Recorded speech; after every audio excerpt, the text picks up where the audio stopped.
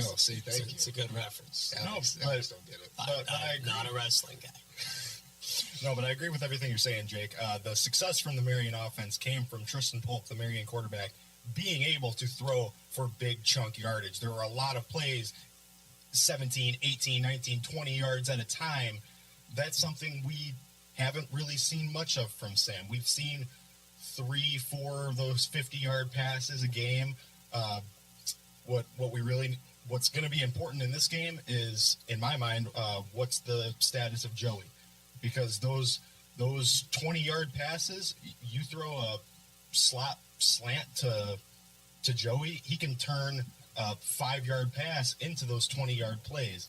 And if Gavin Day can open up the passing game enough for us and open up where Sam can start slinging it downfield a little bit, that chunk yardage is what's going to end up beating this Concordia defense. And I think another guy that we touched on last week that didn't play, Jake Friddle. Yes. I think that not having a pass-catching tight end in today's game of football it's very hard. It's detrimental. It really is. You look at all the successful offenses in the NFL and even in college. Counting that as an NFL reference. No, yeah, I'm down for that.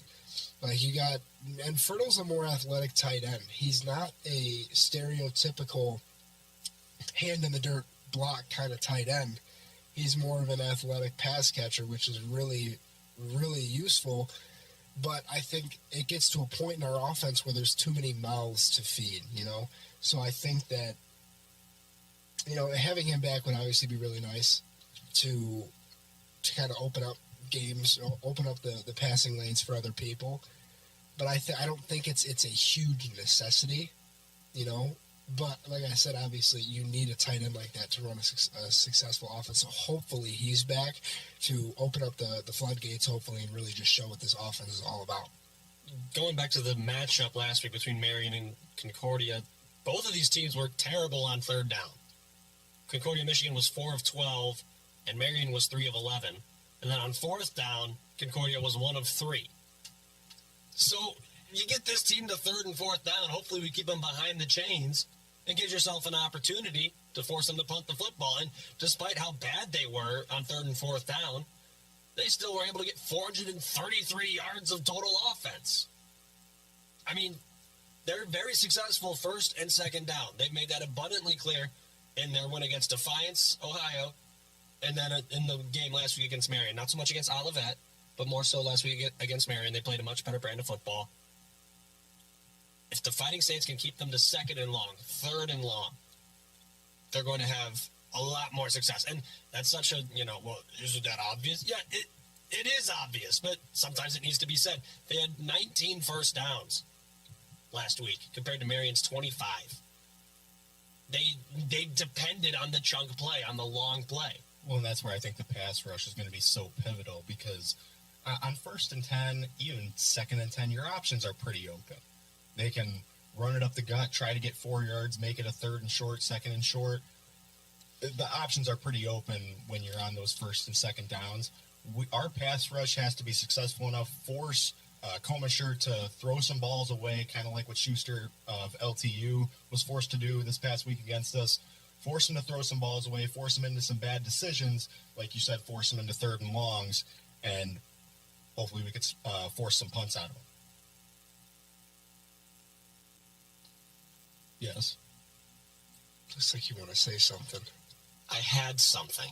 It's just not there. And now it's gone. And I'm going to be honest. Completed the trifecta of brain cramps. Yeah. And I don't have the fart to play. The fart doesn't play in the secondary studio. Brazen, get ready to No. Don't press. My hand was on the sound. No. There's an alternate soundboard in here that does not have our stuff loaded on it. But it does have a really good singular. It does have one very good one, but we can't use it. We are unable to can. I think one thing I will touch on really quick. Please do, because I'm freaking out as I try to find my notes. Okay, well, one thing is that Concordia, their defensive line does not generate pressure.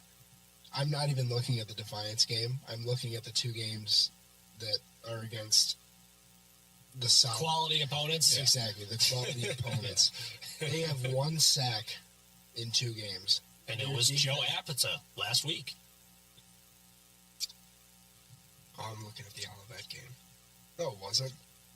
Last week, Joe Apata had 1 sack. I don't know where you're seeing Joe Apata. I got Michael Roth back in week 1. Okay, well, I'm seeing Joe Apata this week. Well, two sacks. Yeah, 2 sacks. It doesn't take away from your point. That's Marion. That's Marion. Yeah, and you said you're not looking at Defiant. So Olivet. No, I mean, I'm looking at Concordia's defensive statistics against. Oh, I can't read. Guys, I looked at the wrong box score. I looked at the wrong box score. Oh, no. Oh, no. So he's fired. He's fired. But yeah, so Joe Apata, shout out Joe Apata. Been a pleasure, gentlemen. It's like one of those shout out random athlete. Joe Apata. So Michael Roth has the lone sack this year in those 2 games against Marion and Olivet. I think that bodes well. Gives Sam more time to pass. And like you said, we're slowly but surely kind of getting those nice chunk plays back. Yeah, and if they're not able to, or if they haven't been able to generate pressure on the quarterback, how good of a day do you think Gavin Day has this week? Exactly. I mean, I think that... And he doesn't have to rush for 9 yards a carry. I don't even need to see these 40-yard carries. They're nice. They set us up beautifully. But if he can give us 4 or 5 yards, just set us up on a 3rd and short, it's going to bode well for us. And last week against Marion, they only had 2 tackle for losses. And they had 4 back in week 1. I'm not seeing this defense generate a lot of pressure, which is nice for us because it gives us time to drop back and actually sling the rock a little bit. So I'm looking forward to this game. I think this is going to be a really, really good one. You know, what it's going to ultimately come down to is how much willingness is there for allowing Sam to just step back and throw the ball up. And you would think it'd be a lot after week 1 and then last week. He's looked incredible. I mean, like Alex said about the LTU game, there were some passes in the first half that were off the mark. But when it really came down to it, I watched his 52-yard pass to Dezion. It was a dot. Yeah. And granted, Dezion broke wide open. He just ran away from the guy. Mm-hmm. But when he slings it up, he's pretty much always put it right where it needs to be. The pass to Dez was good. The pass to Latorius Holiday was good. I mean, it was a strike down the middle, and he was hitting guys on the sideline, too. There were a couple plays. Ryan Little's play on the sideline was nice. That was a good ball from Sam. Gavin Day had a wheel route down the sideline that he dropped, but it was a good ball. I mean, it was a solid placement. But, yeah, I mean, we're seeing him get more comfortable throwing, and I think against his defense, let him sling it. And if we, I'm not sure, Jake, if you know the status of Joey, but if you get your premier slot receiver back, and then you got those speedy guys on the sides, you have a threatening rushing attack. You can't keep the Concordia defense on their toes any more than that. They got 1,000,001 things to worry about. At that point, it just comes down to execution. You know. Thank you, Alex, for taking He's your alive. headset off. Yeah, I don't deserve to say anything ever again. So, I don't know what did you even do? Joe Apata. Oh. Yeah. So somebody else do the outro because it's time for a commercial break. Mario Chalmers. Yeah. All right, we'll be back with game previews, over, under, and everything in between. You're listening to the Sports Saturday pregame show. The host is getting a day off. Alex Melgar and Creighton Kid, Jake DiLorenzo. We'll be back with our pregame predictions. Sometimes as dads, I think we're too hard on ourselves. We get down on ourselves on not being able to, we're the providers, but we also have to learn to take care of ourselves. Wrap away, you got to pray for yourself as well as for everybody else, but never forget yourself. Self-love made me a better dad because I realized my worth. Never stop being a dad. That's dedication. Find out more at fatherhood.gov. Brought to you by the U.S. Department of Health and Human Services and the Ad Council. My name is Ariel. I moved to the U.S. at 19. I spoke no English and I struggled finding job opportunities. Everything I have, I owe to the Adult Literacy Center and getting my high school diploma at age 22. It was an honor helping you achieve your greatness. Now you're helping others achieve theirs. It inspires me. When you graduate, they graduate. Find free and supportive adult education centers near you at finishyourdiploma.org. Brought to you by Dollar General Literacy Foundation and the Ad Council. The Native community is big for me. Makes me feel good to pass on our Arapaho traditions. My kids love going up to the Sundance. I like to tell people the Sundance is about family.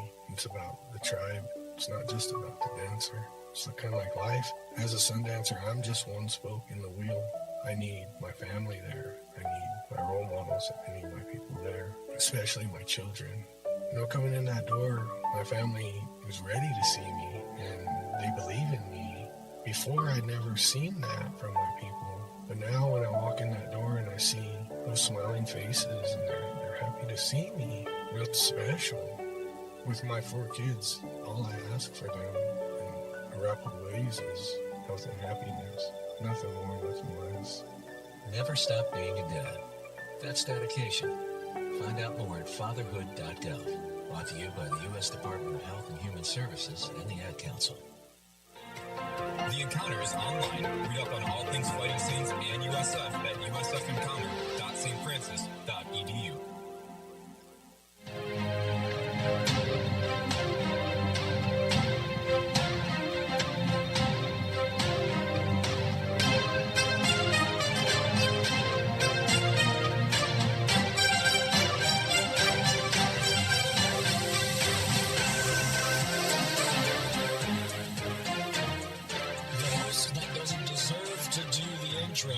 Is going to do the intro. We're back on the Sports Saturday pregame show. Alex Melkar is joined by Jake DiLorenzo and Braden Kidd. It's week 3 of the USF football season. They're up in Concordia, Michigan, and Ann Arbor. Dave Lacetta, Nick Jacobs with the call very soon. But in the meantime, it's time for our picks. All 3 of us, not one of us, all 3 of us, 2-0 on the year. What are the over-under numbers? Do we know those off the top of our heads? Because I did not write those down, and I probably should have. From previous weeks? Correct. One of them was 47. Okay, but do we remember how we did? Yeah, I'm 1-1. Okay, Jake is 1-1. I think I'm 2-0. He took a soft under, like a little. What an idiot! And it was looking really good. 24 minutes of football. 30 minutes of football. Jake was looking like a guru. I just gave the high school number minutes of football. Yeah. Oh, brother. I fired. I was wondering. I was like, is this an inconspicuous NBA? Alex Melkar's legacy pregame show right here. This is unbelievable. I'd like to apologize to all of This our is audience. the type of stuff you leave out of your air check when you try to apply for a radio job. Or you leave it in there and you say, this is what's going to happen 9 times out of 10. All right. 57.5. Whoa. You say that's a big number. 57. And listen to me here.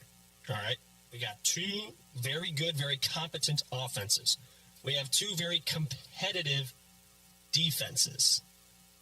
Ladies and gentlemen, 57.5 is your line. As always, I'll go first. Braden will go second. Jake will go third. I'm going to keep this very simple, very quick. First of all, I'd like to offer an official apology to the University of St. Francis football program. I was unfamiliar with your game. Week 1, I said we would finish with a record of 6-5. Or That's impossible. I'm sorry. 5-5. Man, this is rough. Numbers are hard. Yeah, you're fine. That's I think I even said 6-4. That's why it was 6 wins. I just added an extra loss. 6-4. I'd like to apologize. This offense is much better than I thought it was going to be. This defense has reloaded with some incredible weapons across the board. They have been incredibly fun to watch and cover. And it is with that fact in mind that I rescind my 6-4 prediction from the Week 1 pregame show. You can't do that. Oh, but I can. No. And I did. That's not how this works. No, but I can and I did because, Week 1 I said we lose this football game. Concordia, Michigan, great football program. Today I say otherwise. Today I have seen the light. I have been baptized in the glory that is St. Francis Fighting Saints 2024 football. And it is with utmost confidence that I give this prediction. Fighting Saints 24, Concordia 20. Fighting Saints win on the road with an under. All right, well, so much for making it quick. I think the Saints offense. All right, I think the Saints offense is going to have to do much of the heavy lifting in this game. I'm hoping we're seeing a bit more Sam Tumulty passing. I am hoping to see Sam go over 250 yards in the air this week. I played this game before. It's Fell short. That's why 150. That's why I said hoping. That's why I said hoping. I would also like to follow in the footsteps of Alex in issuing an apology to Coach Curry and his program. And I would like to give credit where credit is due for developing these young guys, such as CJ, a prime example. CJ is, Jake, he's the same age as you and I, junior, right? That is correct, yes. First 2 years, we didn't see much of him. Saw him a couple plays here and there, and like we said, cardio wasn't there. He conditioned, and he's a Mack truck sitting on our D-line right now. And that's just one example of many of guys we have developed, brought up, and we are being pleasantly surprised by our Fighting Saints defense right now. So I also predicted this as a loss in the Week 1 season predictions, and I too am turncoating on my predictions from Week 1. I'm differing from Alex. I'm going to take an over because I think the Saints defense is going to finally meet their match a little bit with this Concordia rushing attack based off what they did against Marion last week. But I think the Fighting Saints offense is going to do enough. I have the final score, Fighting Saints 38, Concordia 31. holy shootout. With an over. Unlike you guys, He's going to stick to his gun. I am not getting bullied. I'm not getting bullied. No, that's I've had what a it change is. of heart. You had a change of heart because you heard the words that were being said. No, I heard no words. No, he I heard nothing. words. We all heard the words. Oh, no. So here's the thing. I don't This work is in the a- athletic department. I didn't hear the words. I do, and I heard the words. So this is a talented. These two football teams are very, very talented. I think that's very apparent here. St. Francis's offense, like you said, it looks really, really good. Rushing attack, firing on all cylinders. Passing attack, it's doing what it does. Don't pull a switcheroo. Just listen.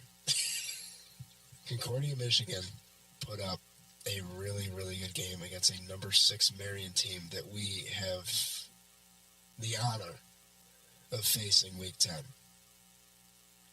With that being said, give me Concordia, 34-30. No, I'm taking the over. no. Give me Concordia. No, and listen, no, this is no, nothing no, against anyone on the Fighting Saints. It's really not. At the end of the day, I am not a football player. I am 5'10", 155 pounds. I am not a football player. I sit in this booth and I watch football and I analyze it to the best of my intellectual abilities. 34-31, Concordia. They take this one. I'm sticking to my guts, all right? I made the predictions for a reason. And yes, the offense is looking outstanding. Defense is looking outstanding. So how do you justify Concordia putting up 14 against all of that? All of that's got a good squad every single year. They're not Marion. They're not. Doesn't number matter. 6 team in the So nation. that's the thing is what Concordia team are we about to get? Are we going to see Week 1 Concordia, or are we going to see the team that played last week? I don't know. The inconsistency is part of the reason why I'm picking the Saints in this one. Oh, I just like it when we win. All right, well, we have 2 analysts and one guy doing the beat boops. Correct. And for what it's worth, Athletic Director Dave Laquetta, after the Tuesday night volleyball match, which, by the way, straight sets win for the Fighting Saints, straight sets win, that volleyball program, could be the year. great job last night. Yeah. Great job. Great job. Could be the year for them. Dave Laquetta guaranteed me a Fighting Saints victory. Guaranteed it. So let's see if he's able to deliver. Nick Jacobs, Dave Laquetta are next. Joe Medea's got the beeps and the boops in the studio on this fine Saturday afternoon. He'll have the halftime show. He'll have the postgame show. It is a great week to be a Fighting Saint. Fighting Saints, Concordia, Michigan, coming up next live from beautiful Ann Arbor, Michigan, when we come back on the Sports Saturday pregame show right here on WCSF Joliet 88.7 FM. The Native community is big for me. Makes me feel good to pass on our Arapaho traditions. My kids love going up to the Sundance. I like to tell people the Sundance is about family. It's about the tribe. It's not just about the dancer. It's kind of like life. As a Sundancer, I'm just one spoke in the wheel. I need my family there. I need my role models. I need my people there, especially my children. You know, coming in that door, my family was ready to see me, and they believe in me. Before, I'd never seen that from our people. But now when I walk in that door and I see those smiling faces and they're happy to see me, it's special. With my 4 kids, all I ask for them in Arapaho ways is health and happiness. Nothing more, nothing less. Never stop being a dad. That's dedication. Find out more at fatherhood.gov. Brought to you by the U.S. Department of Health and Human Services and the Ad Council. And good afternoon, Saints fans. Welcome out to Ann Arbor, Michigan. There is a big college football game in town today between the Wolverines and Trojans, but that's a little bit down the road. We're more focused on the Saints and Cardinals here in this MSFA matchup. The Concordia Cardinals might be the best 1-2 team, the best unranked team in the country after what they were able to do against Marion last week. We'll talk more about that as we go. The Saints come into today back in the top 25, ranked number 25 in the country after going 2-0 against weaker opponents so far to start the year, but they're going to have a pretty good challenge against the Cardinals on the road today, Dave. Yeah, it's going to be very interesting. I think you're going to see 2 high-caliber offenses. I think the St. Francis defense has the advantage over the Concordia defense, and I'm looking for a lot of points, but hopefully a Saints victory this afternoon. Prayers have been said, anthems have been played. Time for kickoff here in Ann Arbor. It'll be Saints ball to start things off, and they are keeping it away from Scott Tumulty. It'll be taken by Jared King, one of the upbacks at the 30 on the opening kickoff, and here come the Saints offense, led, of course, by senior quarterback Sam Tumulty out of Villa Park, a Willowbrook High School product, throwing 67% through the first 2 weeks. Coming up on 500 yards, 6 touchdowns, hasn't thrown an interception yet and only sacked 1 time. The Cardinals defense going to have their hands full with him. We welcome back Joey Tumulty as well, a 1-week stint on the injured list, if you will, last week, missing the game against Lawrence Tech, but he's back out there in the left slot as we get ready for the first play on a beautiful day, crystal clear skies, not a cloud up there, sunny and a warm 88 degrees here. At kickoff, a fake on the jet sweep to Gavin Day. It's an inside run for Sam Tumulty there for about 3, make it 4 yards on first down. We're underway here at Ferry Field at Cardinal Stadium. Saints wearing the traveling white uniforms, gold pants, brown numbers, white helmets with burning on the side. The Cardinals in their home red on red, also with white helmets. As we go here to our second down and 6 play, Sam in the pistol, Day behind him. There's the snap, first pass of the game coming. Right down the middle, he finds the target, Hartsfield at the 50-yard line. He'll take it up to the 40-yard line, and that's a flip of the field, and already a little extracurriculars between some of the linemen. 26-yard pass play, Nick, and, you know, this is what the Saints want to do this afternoon, mix it up as much as they can. We talked about the high-powered receivers that the Saints have. Gavin Day, a big week last week, his first 100-yard rushing game, on the ground. We see that out of Sam every week. If they can mix it up like this, keep Concordia's offense off the field, it'll mean good things for the Saints this afternoon. Tumulty keeper right off the left tackle, cuts it up the hash mark, still on his feet down to the 20-yard line. It's a 20-yard pickup by Sam Tumulty, knocking on the door of the red zone here in the first drive of the game, 13:38 to go. Just underway here in the third game of the season for the Saints. Win over Waldorf week 1, 70-14. And last week, 46-7 over Lawrence Tech. Sam's going to be in the shotgun again. Day to his left. Dezion Jordan wide right. James Williams slot left. Ryan Little wide left. 20-yard line left hash. Snap back to Sam. They give to his brother Joey, who foot slipped trying to turn the corner on the left side, but he was still able to dive for about 5 yards. You know, and that's one of the keys that's so important here on the first drive. as a defense, you've seen St. Francis for a couple games, but again, until you see it live, you don't really know how to defend it. And anytime you can score right off the bat, it's so important, Nick. We mentioned Concordia last week, losing on the road to Marion, but 34-31, given the number 6 team in the nation all they can handle. Here's Sam in the pistol again. Dave behind him. 3 wideouts, right, 1 left. Snap back to Sam. Looking to throw. Has to hurry. And down he goes from behind. Protection couldn't hold.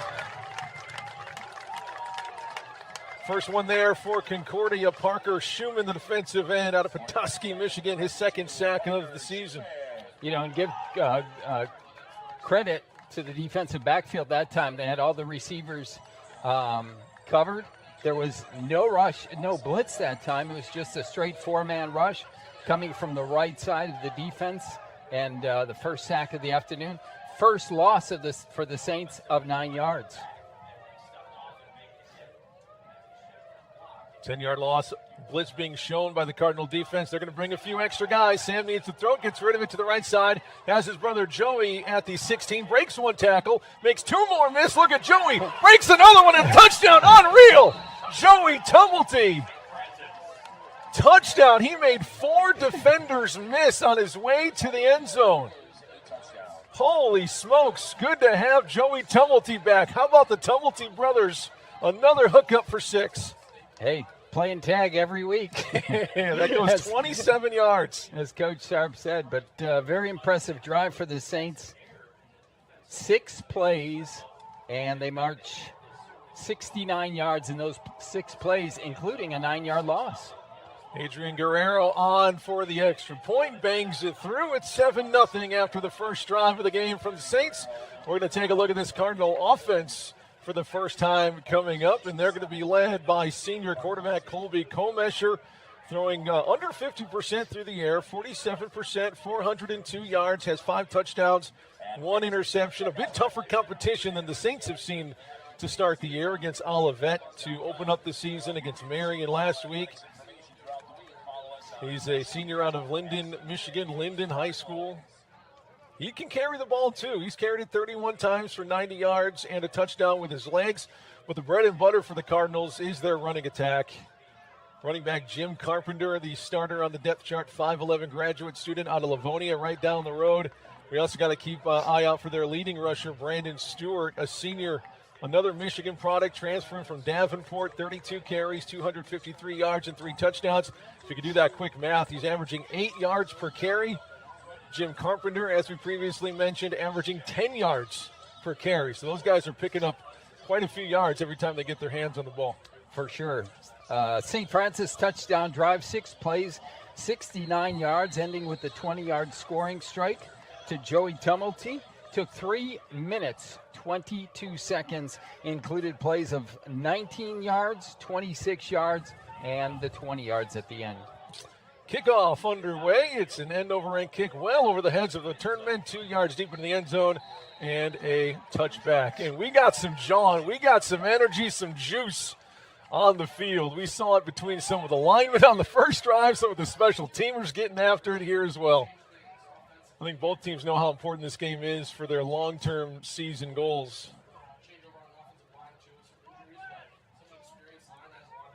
Defensively up front, CJ up front for the Saints. CJ Reeves, the big sophomore nose tackle. Defensive ends, Pat Stroja on one side, Bartonelli on the other, or Bernardi, pardon me, on the right side. They're going to hope to see if they can get some pressure without having to blitz. Let's see how they do here. Comesher in the shotgun, got a running back on each side. Handoff goes to Stewart right away, tackled from behind at the 25-yard line. Who came up there to make that stop? Carson Hansen? Yep. Always. Carson Hansen, the redshirt sophomore out of Wilmington, 3rd on the team in tackles with now 13 of them. 6 of them without a loss. Half of his tackles have been for a loss. That run goes for 1-yard gain. 2nd and 9. Receiver goes out into a pattern. They go for the screen, but it's incomplete. Looking to the outside for Seeger, the gainer, the senior wide receiver.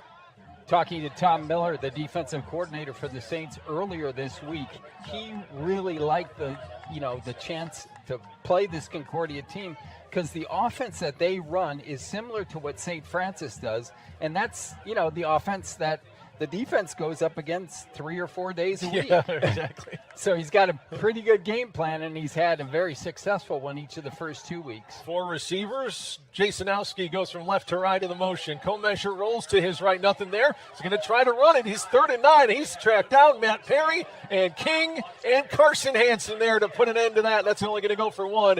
4th and 8 coming up, punt situation on the first possession for the Cardinals. Could not have asked for a better start both offensively and defensively for the Saints. Really great play by the Saints that time. Usually a lot of times that quarterback starts to scramble and he finds an opening. We saw that with Sam Tumulty last week for the big long touchdown that sprung the St. Francis offense. The linebackers stayed where they needed to stay, and all 3 came in for the hit that time. Freshman Dean Mason ready to punt it away for Concordia. Scott Tumulty standing ready to return. Sun's right in his face, though. See if he can get an eye on it. He does catch it at the 33-yard line. Stutter steps, trying to get an edge on the right side. Not much there. Still spinning down to the 36. A 3-yard return by Scott Tumulty, and we are on record watch for Scotty. Scott needs 31 kickoff return yards to become the leader in USF history. He's chasing Elliott Allen's 1,754 return yards that Allen put up between 2010 and 2013. Scott already is the career punt return leader, now with 836 punt return yards. And ranks first on punt returns in the nation this year, and second in kickoff returns, yardage-wise. Sam Tumulty back on the field with this Saints offense. A running back on each side of him, 3 wide receivers, 2 left, 1 right. Ball right hash for Sam. There's the snap. Give to Day. Looking for some help blocking, trying to find the edge. Finally tiptoes along the far sideline. They're going to mark him out of bounds, though, at the 43. It's going to be a pickup of 6, though, on first down for Gavin Day, who's embracing his role as the lead running back for this offense, if you don't count Sam Tumulty, of course. And I'll tell you what, it was a great job that time. As you said, they had 2 running backs back there. One of them was Daniel McLaurin, and he set up that play. It was probably going to be stopped right at the line of scrimmage. Had a nice block in front of Gavin Day. Sprung him for the 6-yard gain. 2nd and 4, Joey Tumulty. Jet motion, fake to Joey. Looking downfield, looking for Ryan Little. He went up and he just got hammered right in the back plate. Awkward fall for Ryan, and every time he gets a ball thrown his way, my heart skips a beat as he comes back from that catastrophic leg injury about 1 year ago. Tried to climb the ladder and grab that one one-handed and kind of paid a little bit of punishment, but he looks like he's okay. Ran off the field under his own power. It's going to be 3rd down and 4. Definitely a tough kid, but we got to check on that helmet. I don't know if it's too loose. We saw the catch last week, and it sprung the helmet free. 4 wide receivers, ball left hash at the 43-yard line for St. Francis. 3-step drop, gets rid of it left. A dime to the outside on the out route. It's caught by Jamie Sepulveda, the junior wide receiver, for a first down. That is Jamie's first catch of the season, maybe of his career, if I think about it. 9-yard pickup and a first down for the Saints. Sepulveda had the tough break in that first half. He had the touchdown in the end zone, dropped it. Nice to see him come back. And that was a tougher catch than you'd expect. A little bit too much of a lead for Sam that time, but Sepulveda was right there to make the grab. Hand off to Day. Stiff arm bounces outside. Look at Gavin run hard. He might have picked up a first down, depending on where he was pushed out. They do give him 10 yards and another Saints first down. Move the chains. Ball, the line of scrimmage now, the Cardinal 35, 9:23 to go. Saints lead at 7-zip. Should probably put that on our scoreboard here, right? And you really see that, Gavin really has that confidence this year. Not that he didn't last year, but, he's a feature back this year. He knows he's getting the ball. He's worked his tail off to get to the position that he's in. And he just really running hard through the first 3 weeks of the season. Sam, quick drop, quick screen, tried to get it to Joey. Incomplete pass. Would not have gone for much, maybe a yard or 2 if he would have caught it. Second miscue throwing the ball of the day for Sam. It's going to be 2nd down and 10 at the 35. Make it 34. Gabe Whitmore there defensively for Concordia. 2nd down and 10. Day to the left of Sam. Play action. Sam's going to keep it. Runs right up the hash. Cuts it. Runs into the official. Still on the 20. There goes Sam Tumulty. 11 Cardinals and a referee couldn't stop him from scoring. Wow. I mean, he was literally stopped right where I guess it would be the umpire is standing. And, like, the Concordia defense had all the time in the world to stop him right after he hit the referee. And he bounced off the referee and went the extra 25 yards. Huge play, Dave, for Sam Tumulty. The official laid the biggest hit of that play. He did. You're exactly right. I should say Sam probably laid the biggest hit on the official on that play, but how he escaped from the middle of the defense to find the end zone is unbelievable. So far today, we have touchdowns from Joey. We have touchdown from Sam. How many games can we go in the career for the Tumulties when they're here together, all three of them, to have them score not only touchdowns in the same game, but consecutively to start a game? They've done it once last year. They've already done it once this year. It's unbelievable. 8:48 to go first quarter. Saints on top 14-zip early here on the road against Concordia. They were receiving votes in the top 25 to start the year. A tough loss to Olivet Nazarene, 35-14, dropped them out of that position. They won against Defiance, 34-10, one of the new MSFA members in week 2. And then a tough one against Marion, 34-31 last week. But right now, Saints are just having their way. Another 6-play drive. The first one was also 6 plays. First one went for 69 yards. This one for 63. And this one took just 91 seconds, Nick. That was Sam Tumulty's 5th rushing touchdown of the season so far as that kickoff goes 9 yards deep into the end zone. Adrian Guerrero showing off his leg this season.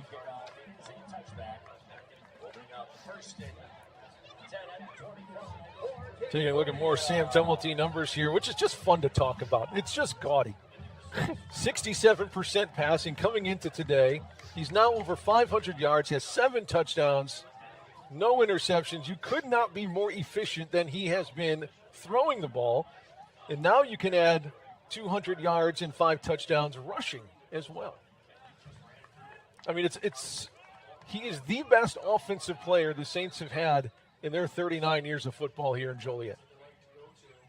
Second offensive possession for Concordia. We'll see if they can get back on track here, but a bit of a delay. I don't know what's going on with the umpires this year, but this is the second game in a row where the umpires are putting the ball down on the wrong hash. Tell them to get it right, okay?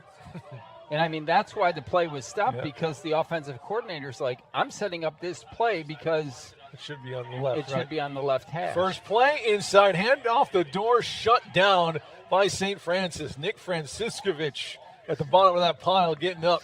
Pat Scotia there as well. You know, I want to go back to Sam, too. You talk about him and, you know, the gaudy numbers. He's got equally gaudy numbers as a student. He's a biology major, high 3.8, 3.9 GPA.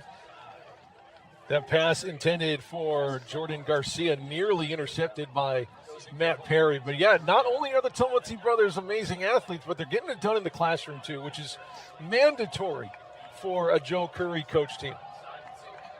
Yeah, Joe's done an incredible job, you know, with the kids in the classroom. And even telling, you know, professors, hey, if the kids don't come to class, give them bad grades. Don't give them a break. 3rd down and 10 after a run stuffed and an incomplete pass for Comesher. They hand it off. This is going to be their first down up to the 36-yard line. That goes to Brandon Stewart, their running back, who averages 8 yards a carry, picks up 11 on that play. No huddle offense for Concordia, hurrying up to the line. Saints actually caught a break. The running back actually ran into his wide receiver who was blocking that time. 3 wide receivers right, 1 left. Comesher to throw, fires down the middle, batted into the air, and incomplete. Carson Hansen there to knock it away, 2nd down. Carson Hansen sporting the club on his right fist for the 2nd week in a row. Carson, interesting story in the off season. He was up biking up in Wisconsin, and this dog came up and actually attacked him. And, really? In the back of his thigh had this massive mark, and he had to get the rabies shots and everything, and it's crazy. Stories like that is why you always tune in to the USF Sports Network. You can watch the game on the visiting video feed, but you better sync up our audio because you're going to miss something if you don't. Inside run again. Stopped by St. Francis for no gain. So third down coming up. Robbie Felicini with the tackle that time. Another key addition along that defensive line for the Saints. 3rd and 10, again, 36-yard line for Concordia, their own side of the field. 7:03 to go. First quarter, Saints up 14-0, scoring on 2 consecutive drives. Saints in the 3-3. One of the linebackers up, Carson Hansen, trying to blitz here. They're going to bring 3 on the pressure. Comesher running, throwing to the end zone, and it is caught at the 40. Still on his feet, dragging the defender to the 33-yard line, and a big first down. Finally, a field flipper for Concordia. Looks like they went to their wide receiver, the big guy, 6'2" sophomore Owen Buning. 30-yard pickup, and just a mix-up there on the Saint defensive coverage. Cornerback came up, maybe thought the quarterback was running. The free safety was behind, and that led to the big 30-yard pass play. Play action, quarterback keeper. Comesher will pick up 3 to the 31-yard line of the Saints. There was some concern coming in about, going up against this Cardinal offense, especially with the running game, but they have had probably about 8 running plays now and just one that went for more than 2 yards. They had the 10-yard gain to create the first third down conversion before the 30-yard pass play made the second one. Here's Comesher again to try to run. He gets around Bernelli, but he goes out of bounds, shy of the yard to gain. Forced out of bounds by Scott Tumulty coming up from his safety spot on the far side. That will bring up 3rd down and 5. Big 3rd down here for the Saints if they want to keep Concordia out of the red zone. 5.5 to go, first quarter, clock winding. 2 wideouts left and 2 to the right here, ball right hash for Concordia. Comesher in the gun as the big running back, the senior Brandon Stewart to his left. Now Stewart in motion, will flare out to the right. Here's Comesher, steps up in the pocket. Nothing there. Hit. Hansen gets him down for a quarterback sack. Carson Hansen with his 3rd sack of the season to lead the Saints in that category. 4th down for Concordia, back at their 32. So you're looking at a 47-yard field goal if they want to go. A very short punt if they want to do that. But, Dave, the offense is going to stay on the field here on 4th. Yeah, they're going to go for it here. The longest field goal for the field goal kicker the last 2 years has been 44 yards. So, no doubt, definitely going for it here. Pressure, screen pass, caught at the 30. Good tackling. He's not going to get where he needs to go. Turnover on downs. The Saints defense holds again. 4:38 to go. First quarter, 14-0 Saints. Take a look at those rushing numbers for Concordia you mentioned. 8 carries, just 16 yards, only averaging 2 yards per carry, while they're coming in averaging about 7. I'll tell you what's really been impressive for St. Francis is they really have covered their areas. No, there has not been, there was the one breakdown on the 30-yard pass play, but other than that, how many plays for Concordia so far? 13 plays, 52 yards. Yeah, everything else has really been covered, Nick. All right, here come the Saints offense back out for the 3rd time here in this quarter. Sam Tumulty firing, incomplete, little bit too tall for Hartsfield. It's a good thing that the safety didn't have his eye on the ball because it could have been intercepted, but it falls incomplete. 2nd down and 10, back at the 26-yard line for the Saints. This will be the longest drive for the Saints, starting at their own 26. The first time was their 31. The second one was their 37, and both resulted in scores. 4:34 left to play. First quarter, it's been all St. Francis so far. The Saints 14, Concordia 0. 4-3 defense for Concordia, shifting up front. They hand off today. Everyone thought Sam Tumulty had the football, but Gavin Day takes it up to the 34-yard line to pick up 9. 3rd down and short coming up for the Brown and Gold. And we saw that play go for 10 yards earlier. This time it goes for 8. And again, you got two guys in the backfield, Nick. We talked about the Cardinals offense and the numbers they're producing per carry. The Saints, very similar numbers. Yep. Sam at 7.1 yards a carry and Gavin Day at 6.9. 3rd down and 2, nearly offsides. Sam Tumulty takes the snap. Protection, throwing, finds Joey on the corner of the crosser. Wow. He breaks free again. There goes Joey. He has to hurry, though. Pursuit from behind. Tumulty dives! Touchdown, unless he said he goes out of bounds. Out of bounds at the 1 yard line. 63 yards on the crossing pattern from Joey, and the run after catch. It looked like it probably could have been a touchdown if they wanted to give it to him with the effort at the end, but they put him down at the 1. Quickly up to the line. Under center, Sam takes it. Quarterback sneak. He dives, and not enough. He'll be about an inch shy, so 2nd down and goal from the 1-inch line for the Saints. Looking for their 3rd touchdown on 3 possessions if they can punch it in. Joey, if I'm not mistaken, 2 catches for 84 yards. Another quarterback sneak. He goes to the outside that time and walks into the end zone untouched. 20-0. Saints on top on the road. They have put up 3 touchdowns on 3 possessions here in this first quarter. Wow.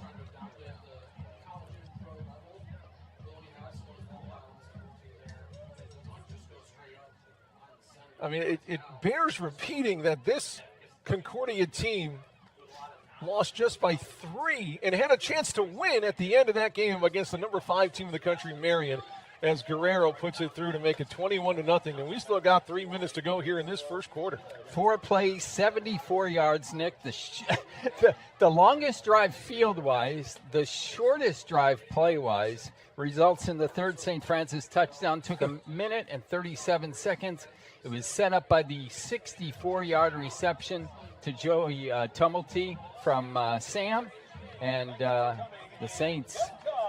And what's been so impressive so far, we played Waldorf. We played Lawrence Tech. And those, and Lawrence Tech is a team that's going to improve. They got a new head coach.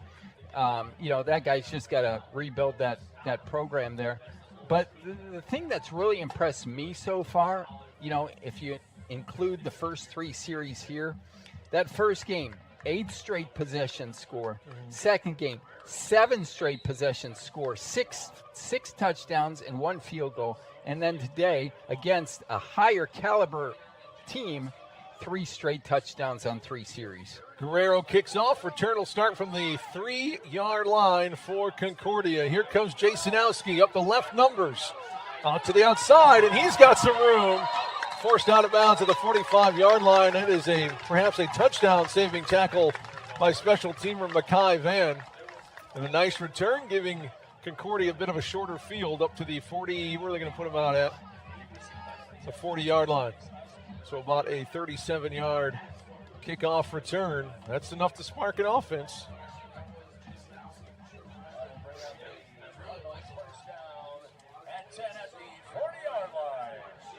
Two wide receivers, right? 2 left. Comesher sends a wide receiver in motion from the right side of the formation to the left. There's the snap. They're going to flip it left for Stewart. Up the numbers. Look at the big boy run past the 50 to the 49-yard line. That's an 11-yard pickup. And Dave, what jumped off the proverbial screen for me on that was first Brandon Stewart's size. They list him at 6 foot 195. He might be a little bigger than that, but it's how much yardage he can take up per step.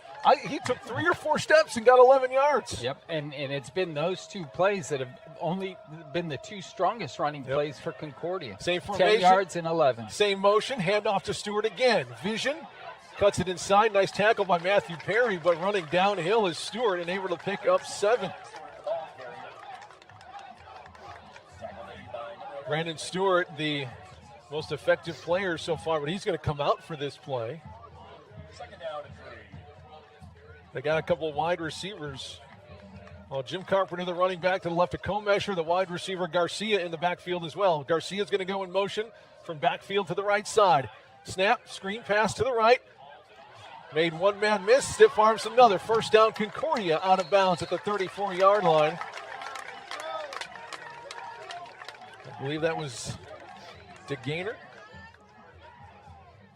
1:37 to go first quarter. Three big plays in this drive, 11, 7, and 8, and that's the first time this afternoon that we've seen the St. Francis defense give that up this afternoon. Concordia on the march at the St. Francis 34-yard line. Second time the Cardinals have been in St. Francis territory. And their offense looks to be clicking here on this drive. First down at the St. 34. Comesher in the shotgun. Snap. 5-step drop. Surveys. Has to hurry now. Now flushing to the right. Fires on the run. It is caught at the 20-yard line and down another first down. And there's going to be a penalty on St. Francis as well. DeGainer again, the reception to move the chains. Probably going to be, face mask? Yeah, it might be. Yeah, I believe so. So it'll be, unless it's just a 5-yarder, but this one might be a 15-yarder. It might take it down to about the 10-yard line, half the distance. Oh, they're calling personal foul, so it will be a 15-yarder. That'll take it down to the 10.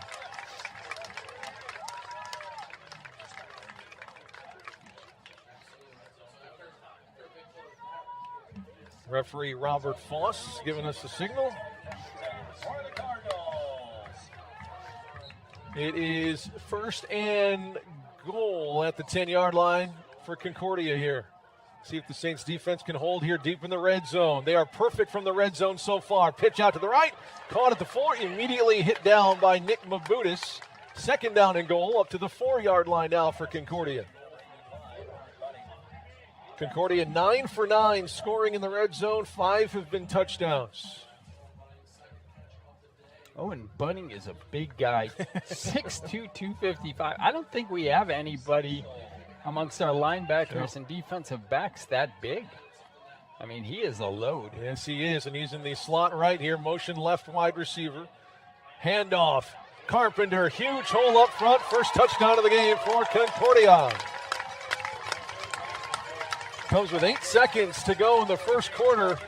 I think whatever Concordia needed to figure out after those first 3 drives, looked like they figured it out because that was a pretty easy touchdown drive.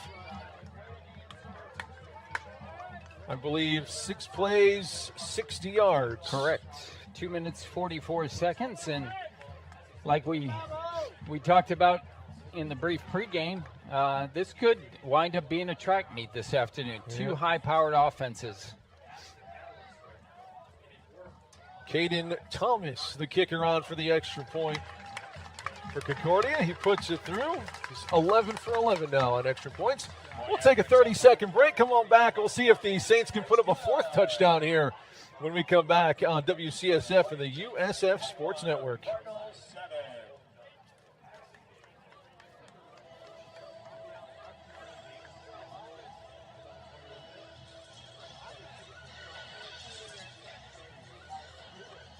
So it just occurred to me, we're not going to be able to listen to the radio. And they're listening to the stream, so we're not going to do that. We're just going to keep it here now that I work through the technology in my head.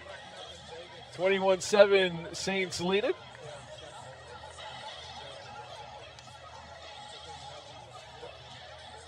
Nice drive by Comesher. He's now 5 for 8 through the air, 64 yards. Been sacked 1 time. No turnovers yet, although the Saints are doing very well in that category. Yeah, I think what, +7? +6, yes. For 7 turnovers for the opponents, 1 turnover for the Saints offense. So, yeah, +6 the Saints are.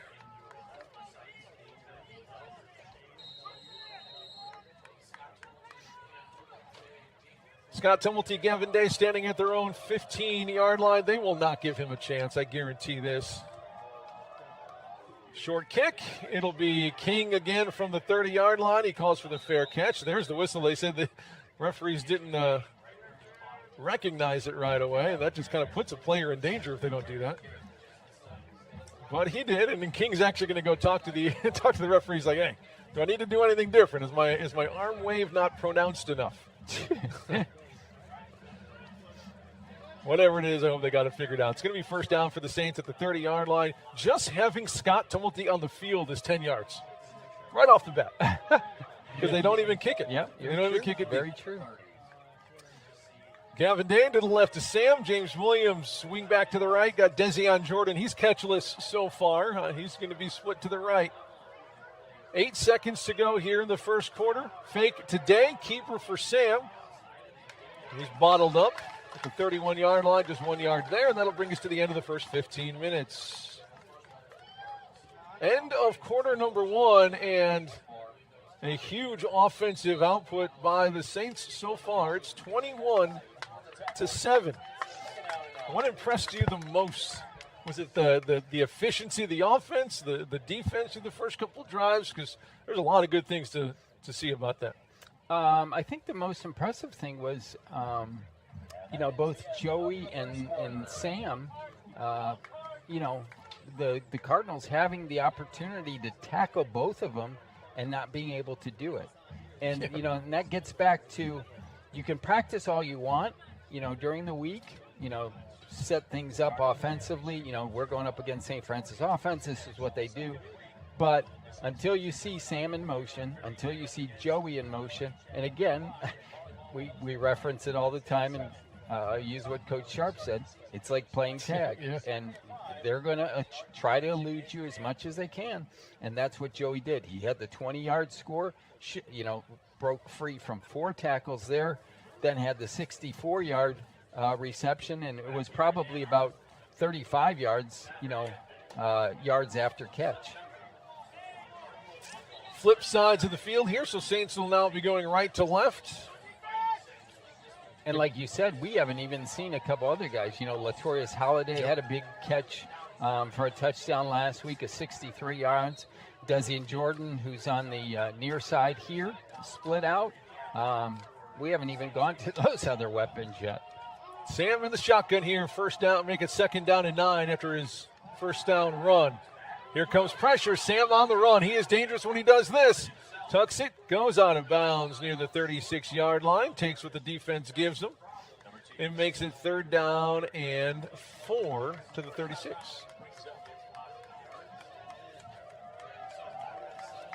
Concordia under 8th-year head coach Josh Schumacher.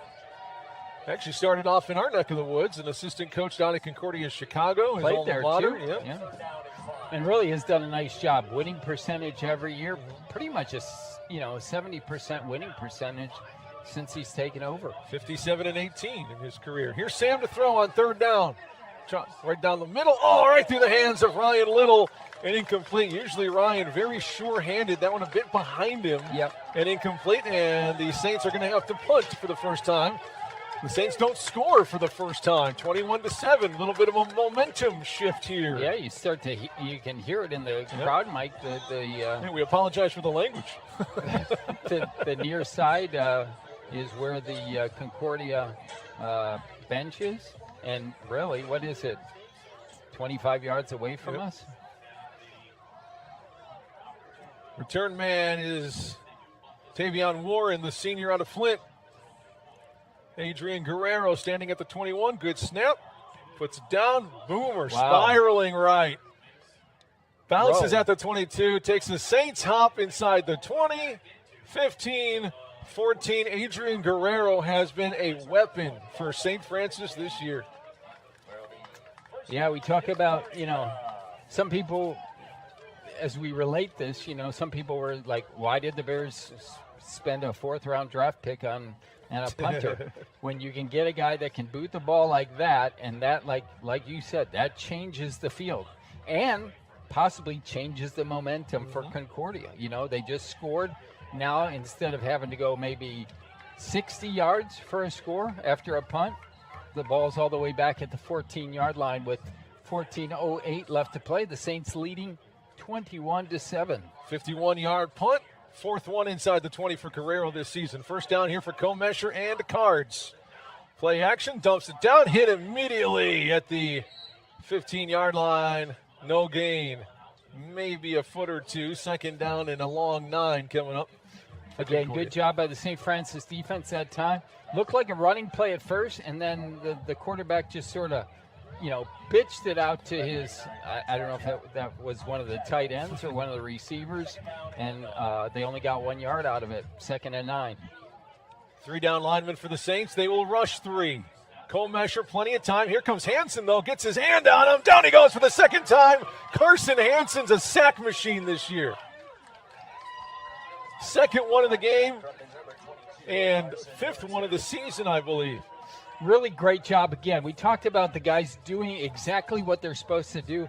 Carson Hansen, the linebacker, was waiting to determine, is it going to be a pass or is it going to be a run? When he started to see the quarterback taking off on the run, that's when Carson Hansen came from his linebacker spot, came up, and gets the 3-yard sack. Stunt up front. They get to Colmesher again, but he escapes to the 15, slips down to the 16-yard line. He picks up 5, but it's going to be 4th down and 6. They're going to have to punt this one away again. Another defensive stand. You got it. Carson Hansen's going to get the check mark in the sack column on that play, but it was a coverage sack because Colmesher was on the run and he had time, but there was nobody open. See if they give Scotty any kind of opportunity here.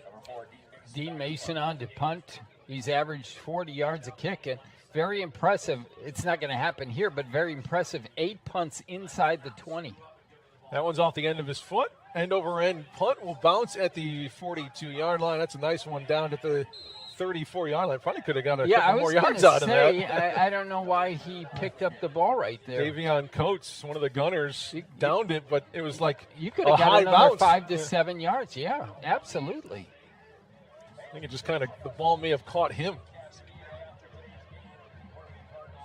Pretty nice punt, though, around 50 yards. So two teams trading punts the last couple possessions. 12-14 to go first half. Saints on top of Concordia Ann Arbor 21-7. And yeah, we're just a few miles down the road from the big Michigan USC game going on downtown Ann Arbor. We're out here on the east side of town. Bit smaller, but same intensity if you ask the guys on the field. 2 wide receivers right, 1 left here for the Saints on first down. Play action to Gavin. They're going to look deep. Nothing open downfield. Here comes Sam, and he's got plenty of grass in front of him. Decides to throw it out to Ryan Little with his first catch of the game up to the 42-yard line to pick up 7. Great job by the offensive line that time, allowing Sam plenty of time. And actually, he had Gavin Day on the near sideline here. But Sam was rolling around to the right, did not see Gavin. Probably could have picked up a first down. Instead, it'll be 2nd and 3 following the reception to Ryan Little. On the ground today. Nice block from McLaren. Turns the corner. There goes Gavin. Cuts it back at the 35, down to the 31. Biggest play of the day for Gavin Day.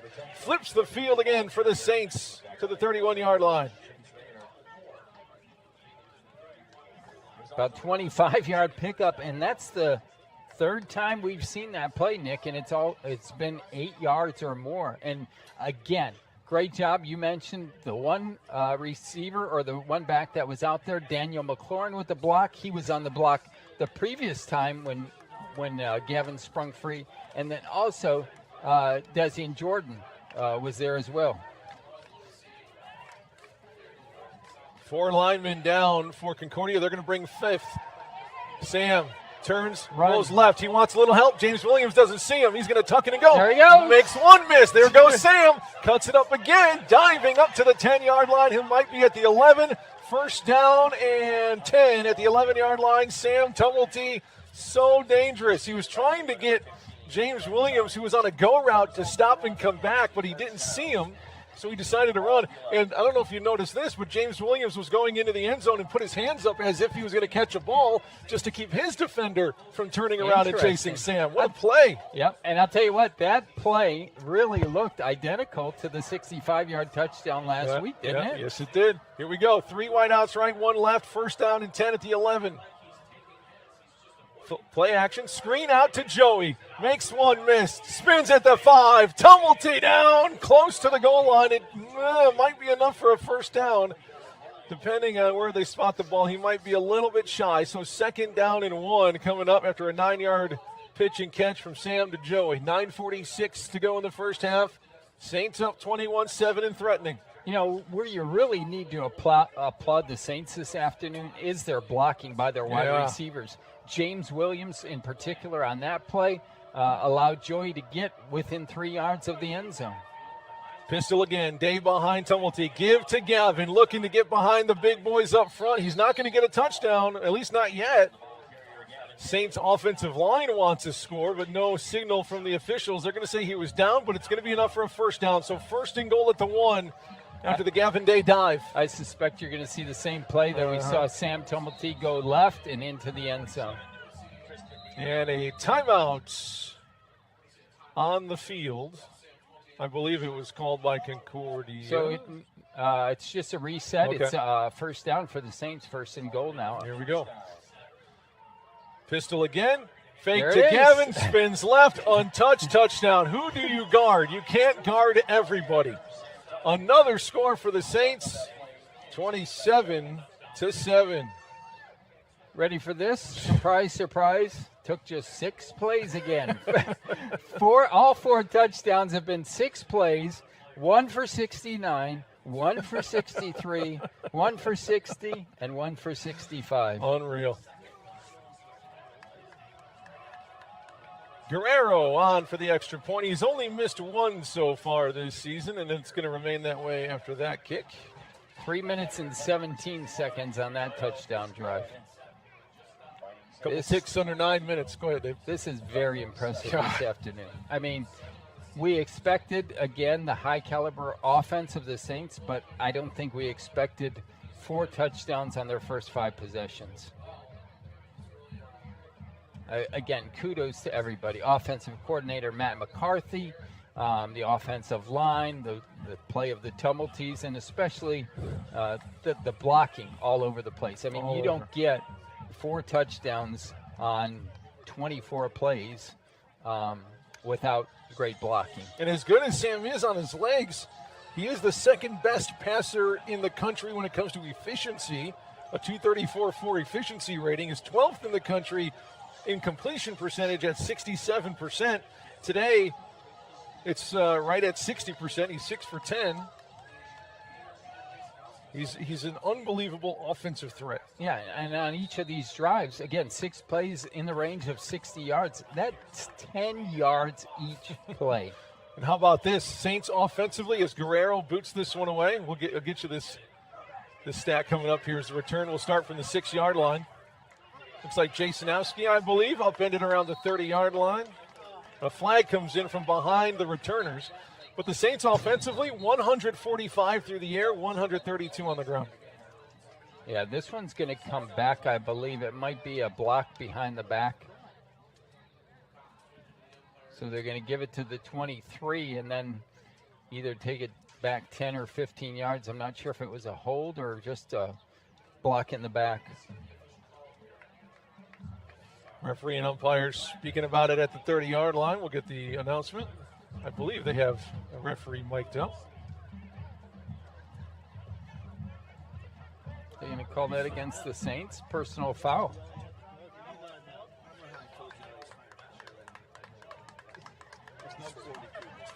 Personal foul. Kicking team, number 42.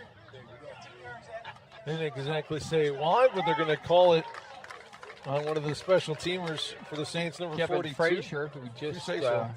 this is his first game as a Saint. Welcome to the club. All right, Comesher and the Cardinals will have some beneficial field position at their own 46-yard line. 8:50 to go, first half. Saints up 28-7.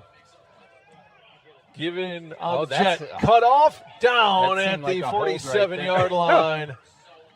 Bernardi comes from his defensive end spot across the formation to make the stop. Great job by Nathan Shute to cut him off. The other running back that was there took out, I didn't see who it was. It might have been, let's see here. Nathan Shout for the Saints. Thank you. He got, it looked like he got help. Nonetheless, just a 1-yard pickup for Concordia. 1-yard pickup on the play, 2nd down and 9. Comesher's going to throw this time. Fires down the middle of the field, has a man open, and a first down up to the 39 of the Saints.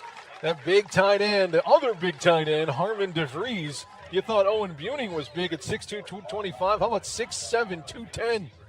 Harmon DeVries, a big target across the middle of the field for Concordia. First down. I don't know if he's 210. I don't know if he's 6'7". Oh, he might be a I'll legit give you the 6'7". But there ain't no way he's 210. He is skinny. Maybe with his pads on. Does he play basketball? For sure, right? If not, he should. 4 wide receivers here on first down for Comesher and the Cardinals. Motion man is Isaiah Wolf left to right. The pitch. Stewart, a lot of room, great blocking up to the 25-yard line and another first down. That one goes 15 yards. The most successful play for the Cardinals is that pitch to Brandon Stewart. Yeah, he's got at least 3 plays of 10-plus yards on those. 7 carries, 45 yards, a long of 15 right there, the longest play of the game for Concordia. And he's the one that came in averaging about 10, right? So we're holding him below his average. There's if you a want win. to be positive. Motion again, same type of play. Let's see if they give to Stewart. They do not. Play action to him, and Comesher's looking to throw. Oh! And down he goes. Who was it? No Your way. boy. Carson Hansen. 3rd sack of the game, 5th of the season. Carson Hansen from his middle linebacker spot getting it done. I mean, that is his numbers coming in were incredible. He had 12 tackles and 6 for a loss. I think he's got about 5 tackles today, and maybe 4 have been for sacks or loss. I think 3 sacks, right? And 3 1 sacks. tackle for loss. 3 sacks. Wow, that's incredible. Living in the backfield is Carson Hansen. Here we go, 2nd down and long to Stewart again on the ground. A big, powerful running back up the middle to the 24-yard line, back to the original line of scrimmage. So 3rd down and 9 now for the Cardinals. I don't know how you just don't give it to him every time. Yep, for sure. That's what I was just going to say. And, definite 2-down territory here for Concordia, trailing 28-7 and deep in St. Francis territory at the 24. McCarthy, who the offensive coordinator or defensive coordinator for the Saints. I'm sorry, I got that guy mixed up. Here's Stewart again on the carry. Short side of the field that time, and thank goodness for the Saints, right? Otherwise, if he gets outside, he gets going. There's Tom Miller down there. Do both coordinators call the game from the field? We have yes, timeout yes. on the field. Yeah, a lot of times you see the coordinators up in the box, but Tom Miller and Matt McCarthy, defensive and offensive coordinators, call the game from the field level. They do have a few assistant coaches up here with the headsets talking to each other. Yeah, the 2 coaches up here, Aaron Winfrey on the defensive side of the ball and Scott Hansen on the offensive side of the ball. Scott, a former St. Francis quarterback. A good decision here. I believe, was this – no. Concordia timeout. Concordia, okay. I was going to say, it would have been good for the St. Francis defense to call a timeout too and get settled in on this 4th down play. It's huge. Obviously more so for Concordia than it is St. Francis with a 21-point lead for the Saints. But, for the Cardinals, they need to get in the end zone before the end of this half again. Although I don't know if they want to score right away. They might want to get a first down and keep the ball with the way the St. Francis offense is playing. 4th down and 6 here for Comesher in this Concordia offense. 3 wideouts left, 1 right ball, right hash. Snap back to Comesher. He's going to want to throw it. Fires down the middle, and it is intercepted by Scott Tumblety at the 1-yard line. Scott Tumblty's first interception of the season. First interception in a while for Scott Tumblety. Yeah, and really a perfect read that time. He was playing right behind the receiver, waiting for the pass to be thrown, and as soon as it was, got right in front of the receiver, grabbed it, made the catch, and a big, the 8th takeaway for the Saints this season.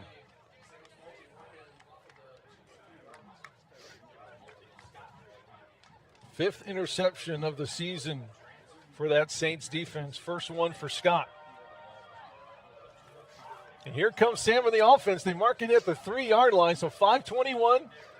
Saints offense starting the deepest field position of the game so far here in first. How many first yards half. do they have to average per play to score in 6 plays? from the 90, we'll say 97 yards.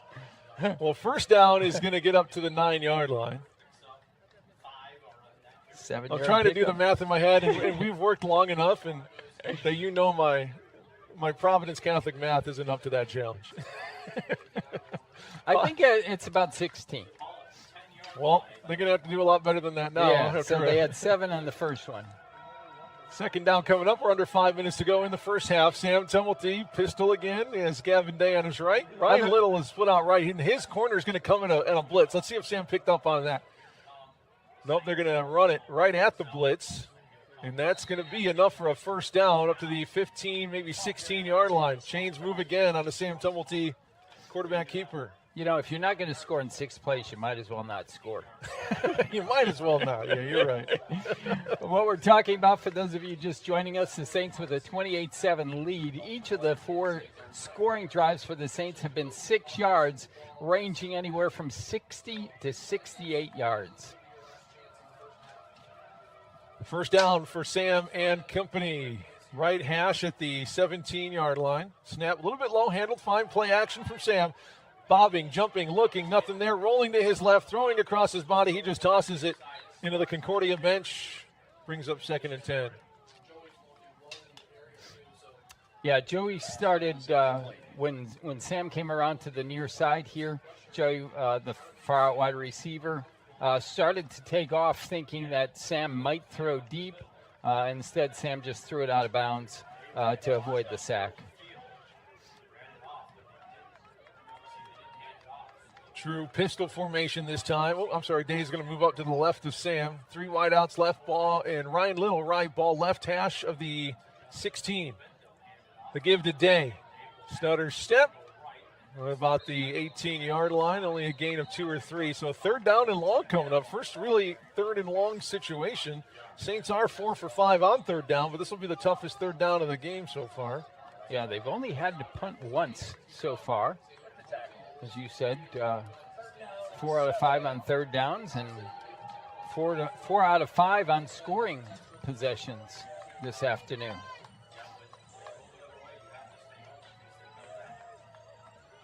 It's going to be 3rd and 7. Saints already with better than 250 yards of total offense in the first half, averaging about 460-something, right? Isn't that? Yeah, I mean, almost 330 plays, 293 yards in a touchdown, or in a timeout, rather. A 3rd down here. Yeah, the Saints, 12th in the nation in total offense? A lot of numbers where you're ranked in the top 10. Punt returns, kickoff returns, rushing touchdowns. Yeah, throwing the ball.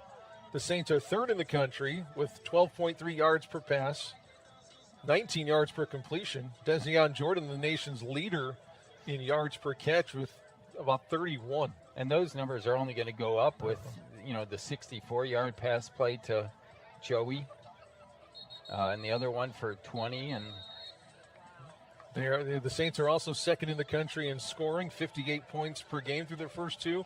They're on their way to that already today. 3 minutes, 12 seconds left in the second quarter. Saints try to maintain possession for the rest of this half. That would be really good. And the Saints, what is it, like 61-7? They've outscored their opponents in the first half. Yeah, it's been Saints in the beginning of these games. Here we go. 3rd down and 7. 3:12 to go. Snap back to Sam. 5-step drop, surveys, fires across the middle, has Gavin Day on the check down. He's up to the 30, and that's enough for a first down for the Saints. Moving the chains again with the clock winding at 3 minutes to go here in the second quarter. Anytime you can have a running back that obviously can run like Gavin Day and then also catch, it's like a double weapon. I mean, you've seen guys out of the backfield that, you throw the ball to them and they just can't catch the ball. He's been sure-handed.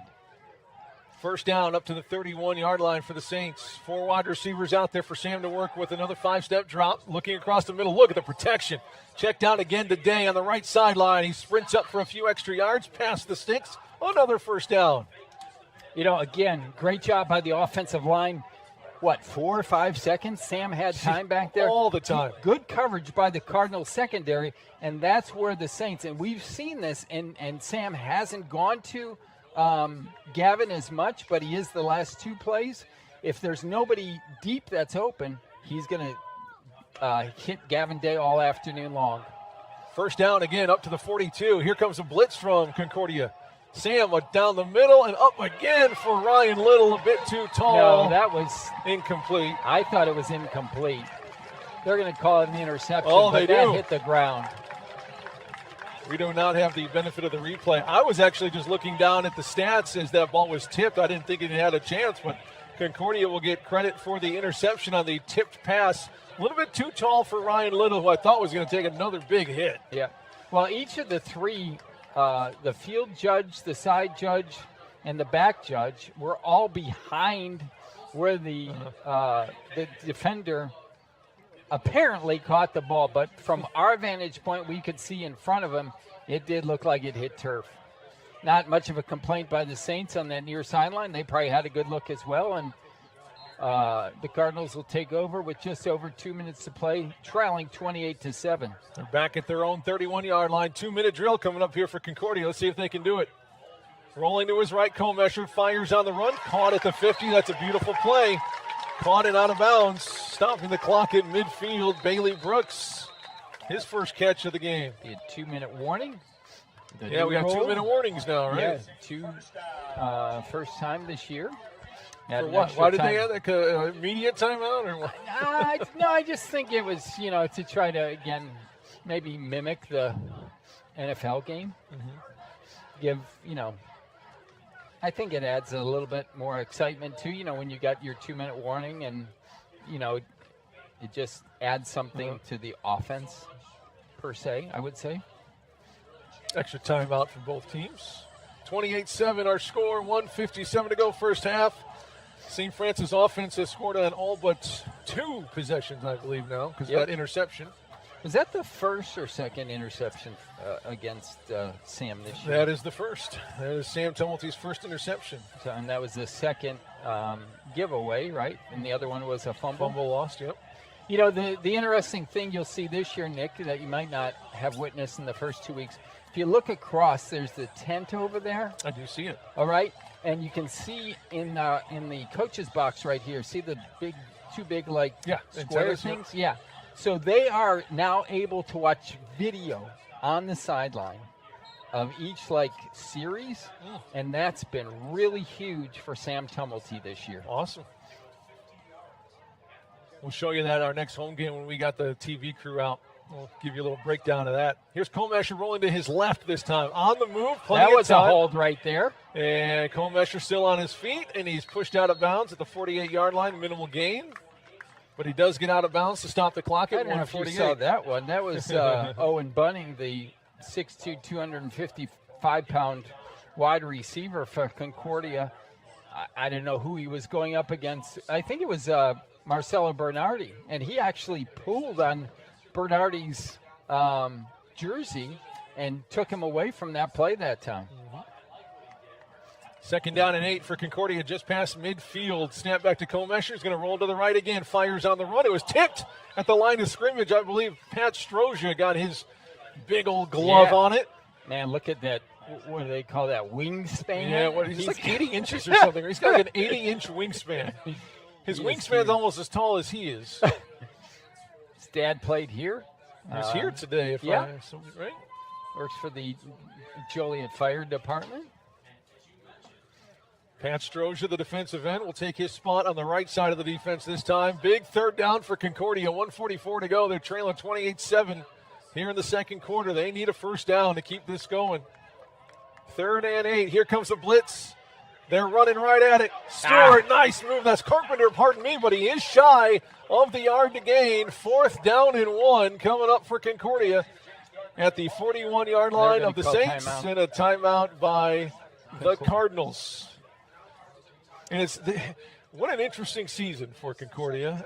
There's this underlayer of kind of sadness is kind of the word, because the Concordia University Ann Arbor administration had to make a real tough choice to cancel all athletics after this year. They are no longer going to field any athletic teams. So You feel bad for the obviously the coaching staff. You feel bad for the players who've committed to the program. And you kind of had the feeling before the season, when they were preseason receiving votes, that it's kind of a win-win for the Gipper type of situation for Concordia. And and it's a difficult thing, and I don't know. I didn't talk to anybody at Concordia, but did any guys leave? Right. Because the announcement was made, I think, around May or June, right after the school year or at the end of the school year. Here we go, 4th down and 1 for Concordia. On the ground to Carpenter. He'll pick up the first down and more to the 32-yard line. He'll pick up about 8 yards to move the sticks for the Cardinals. 1:30 to go. Clock will stop momentarily to move the sticks.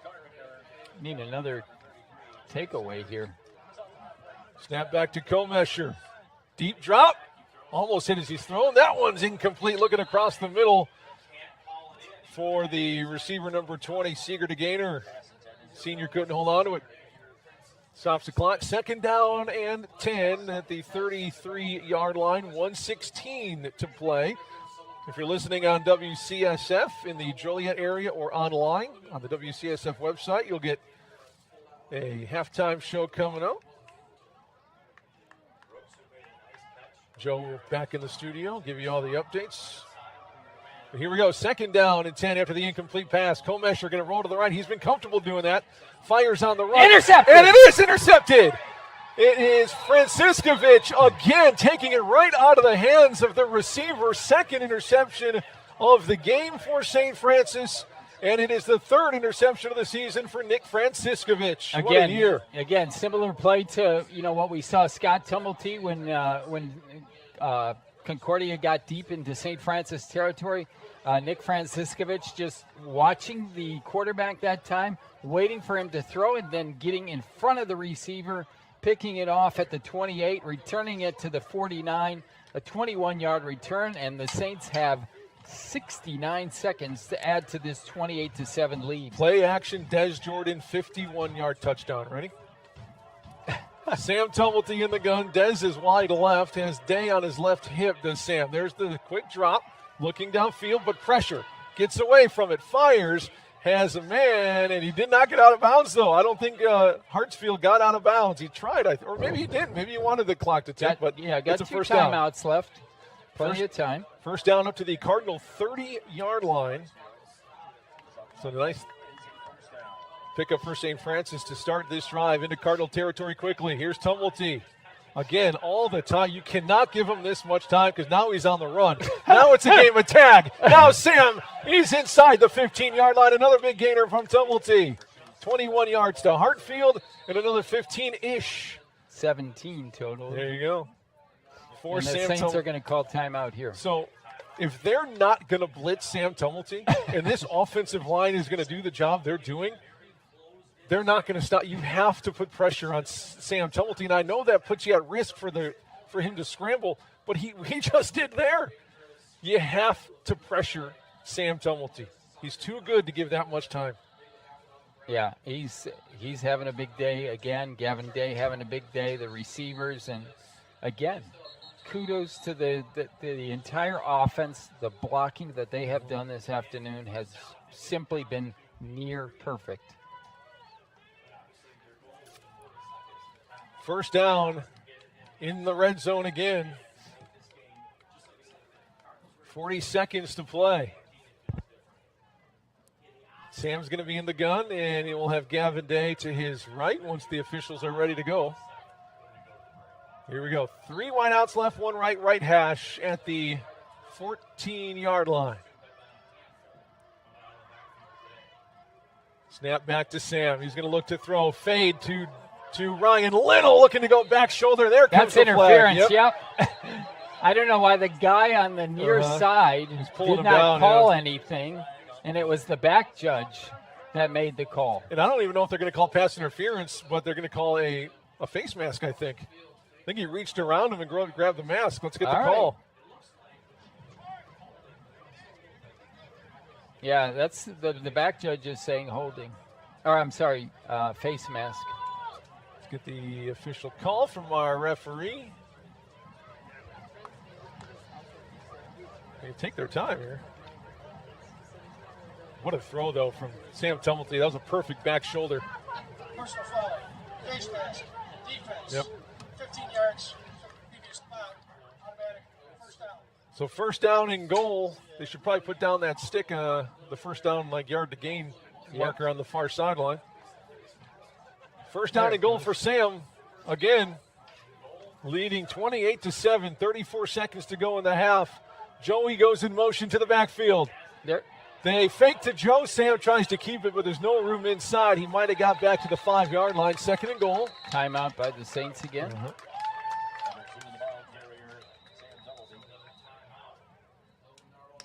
Love to get another one here. You know Concordia is not done in this game. They're not going to go into that second half. For sure. And they get the ball to start do. the second half. So you do want to score here. 26 seconds left. The Saints have one timeout left. It is 2nd and 6. I'll tell you what, you come back with that same play, but you do Sam on that. The fake and they go outside again. How many times can you do it? Until they stop Until it. they That's stop what Coach Gillespie always said. So both Concordia and the Saints have run the exact same amount of plays. Both teams have run 36 offensive plays. The Saints have 355 yards, while the Cardinals have 174. The Saints averaging just under 10 yards per play. Concordia just under 5. Yeah, the other thing you might see here is, and I know the field is a lot shorter, but you might see Gavin Day out of the backfield with a reception. You're at the 7-yard line, the 6-yard line. Second down and goal. 26 seconds to go in the first half here in Ann Arbor. Snap back to Sam. He's going to try to throw it into the corner of the end zone, looking for Jordan. Leaps up. Did he tap it? No, he was forced out of bounds in the back of the end zone. Great throw. Great job by Des Jordan to concentrate, climb the ladder. But he was forced out of bounds, did not land in bounds. Third down. Yeah, he had room. Nice pass, nice throw, but I'd like to just run the ball. He was just a little bit, if he would have been a little bit more inside, he was right on that, that corner there, that triangle, and just didn't get both feet in. Same formation. Tumulty in the gun. Joey slot left. Sam kind of pointing that way. There's the snap to Sam. He's going to throw it again. Nothing there. Tucks. Sam on the run. Nearly untouched into the end zone. Sam Tumulty, his 4th rushing touchdown of the half. The Sam Tumulty show continues on the road.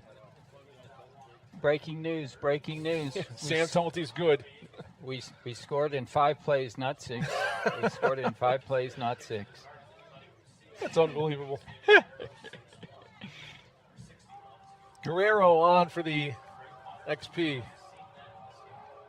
Snap's good. Sam's hold is down. The kick is up and good. 14 seconds to go here in the first half. And the Saints imposing their will, 35-7. 55 seconds to drive 51 yards. That's about 1 yard per second. Appreciate everyone tuning in the Joliet area on WCSF, or if you're watching our live stream on our YouTube channel. I know it's kind of strange. Why would you do YouTube with no video? Why would you just do audio? Well, that's kind of where people go for Saints football, even if it's just audio, so we keep it up there for you. Maybe you can sync up the audio with the video that Concordia provides if you want to get techie with it. Yeah, that would. I wouldn't be able to do that. No, you wouldn't. Thanks for your support. Anytime. That's why I help you out with that kind of thing. Thanks for your confidence in me today. Yeah, we all have strengths and weaknesses, Dave. And you're bringing out the worst in me. What I was saying was we appreciate you no matter where you're consuming this Saints football game at. Adrian Guerrero on to kick it off. Happily consuming today. Of course, 35-7 the score. Short kickoff. Return will start from the 15-yard line for the Cardinals, bouncing to the outside, and between the numbers and the sideline up to 36, and an injured Saint on the return. Yeah, that's not good right now. Is that Nate Shout? Yes. Nate Shout shouting in some pain right now at about the 26-yard line. They're going to stop the clock with 8 seconds. He's in major pain. I don't know if it's the knee. Yeah, kind of had his hands on his knee. I don't know exactly what's going on, but training staff from Monica St. Robles Francis there for the training staff, representing the USF training staff today.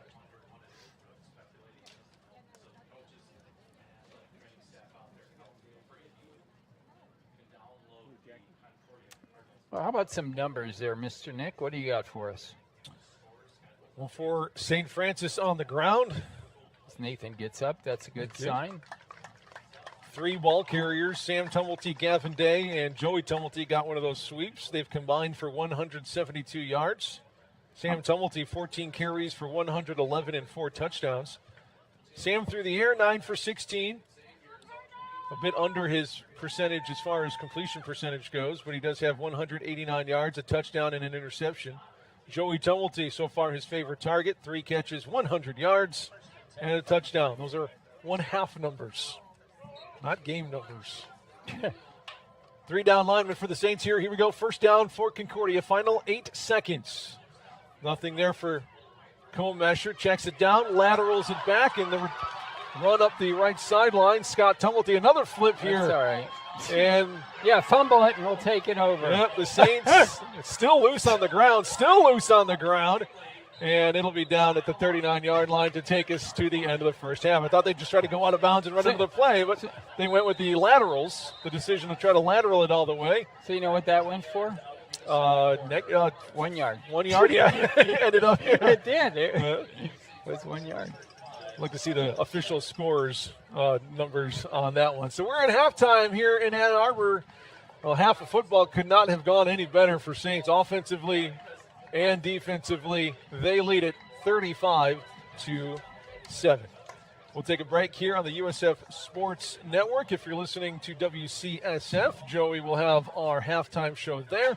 If you're just watching on the stream, we'll just take a quick break here and be back in about 15 minutes on the USF Sports Network.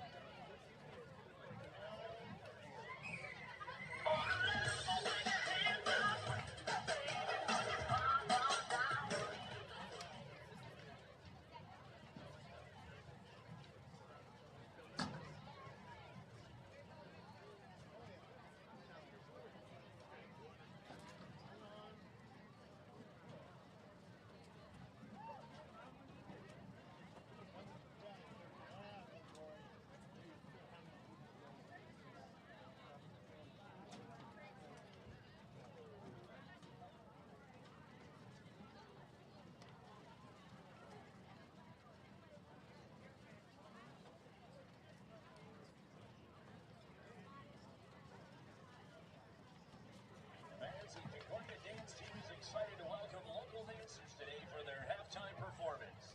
These dancers join CDT for a clinic on Sunday where they learn to dance your Sing Today. CDT and dancers, you may take the field for your performance.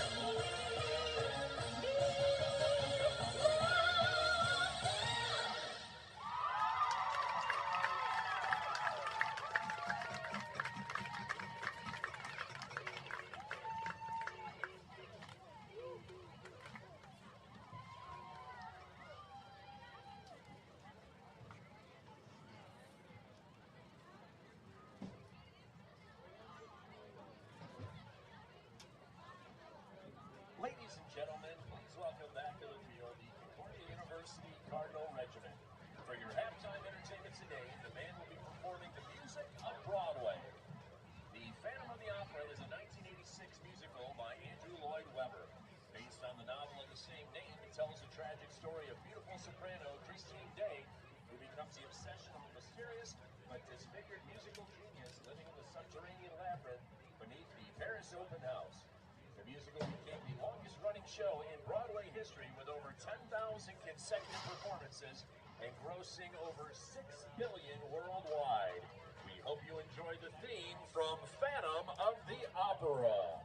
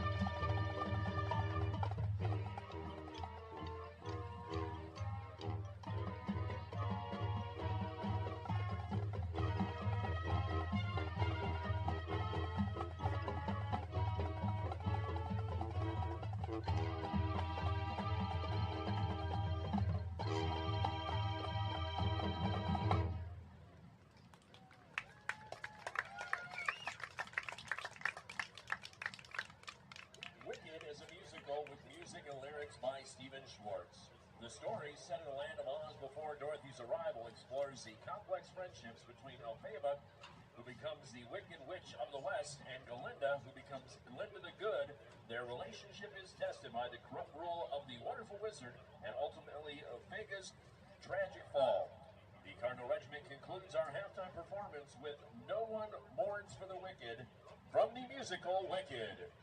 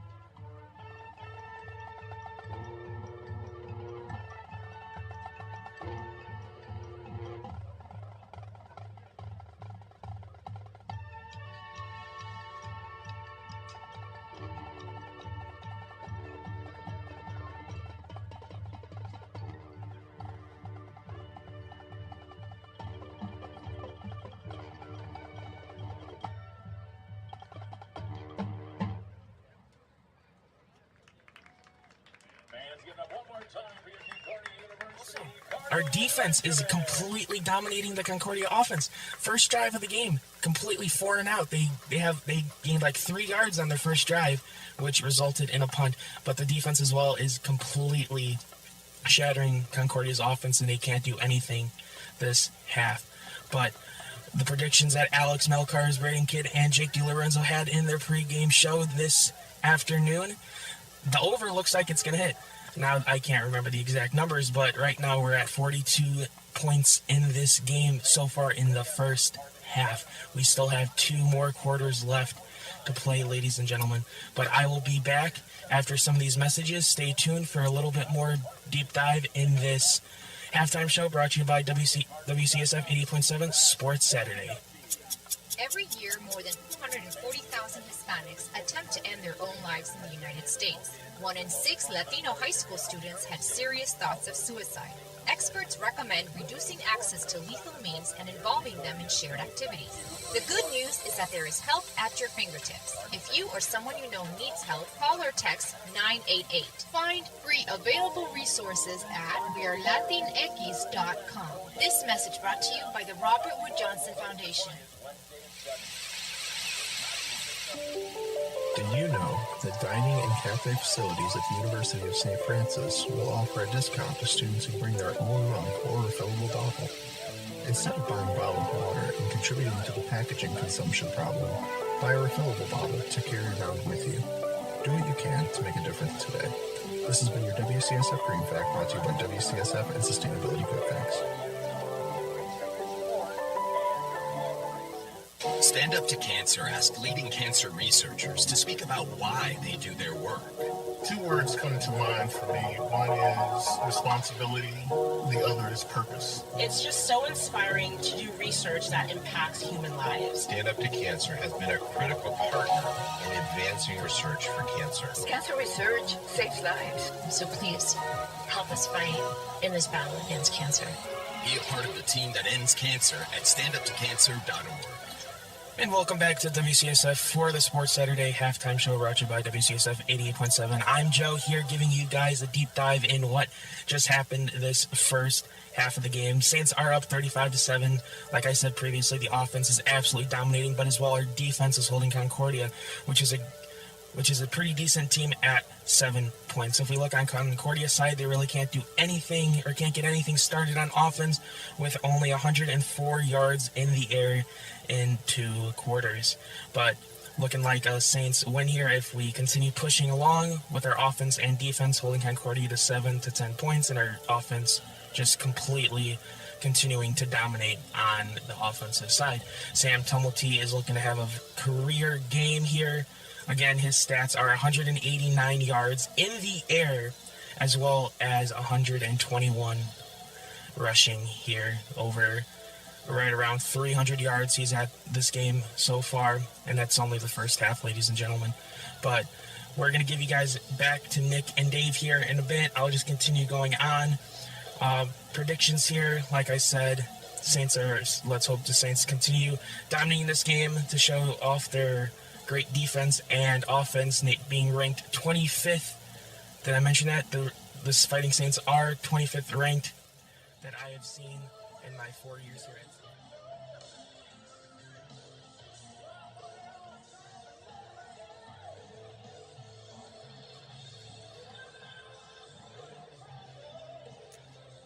4:35 left to go here in halftime. Nick Jacobs and Dave LaCanna up here in Ann Arbor, 35-7. Thank you very much to Joe back at the radio station WCSF for the halftime numbers. Pretty much broke down everything you really need to know. It was Sam Tumulty's first half. Just incredible numbers from Sam offensively. 189 yards passing, a touchdown, an interception with an asterisk by it, maybe not, but they were credited with a pick, which is fine. Tumulty on the ground, 111 yards and 4 touchdowns. I'd like to go back through the history books and see the last time a Saints runner had 4 touchdowns in a single half. Yeah, I think probably Sam at some point. I think the record is 5 for a game. 5 for a game, yeah, right? Yeah. Right. And go ahead. And I'll say this, and you know, we have obviously the opportunity to see Sam and his brothers play every week, and that's excitement in itself. But you know, to hear what the other people who only see him once a year, how do they describe him? And while we were at halftime, the Concordia broadcast team said, you can't stop Superman and his 2 brothers. Oh my gosh. What? I mean, that encapsulates everything, yeah. If Superman had brothers, they'd be named Tumulty. That is, it's so accurate and scary. Yeah, Superman is Sam, and his 2 brothers are Joey and Scott, and they've all made an impact this afternoon.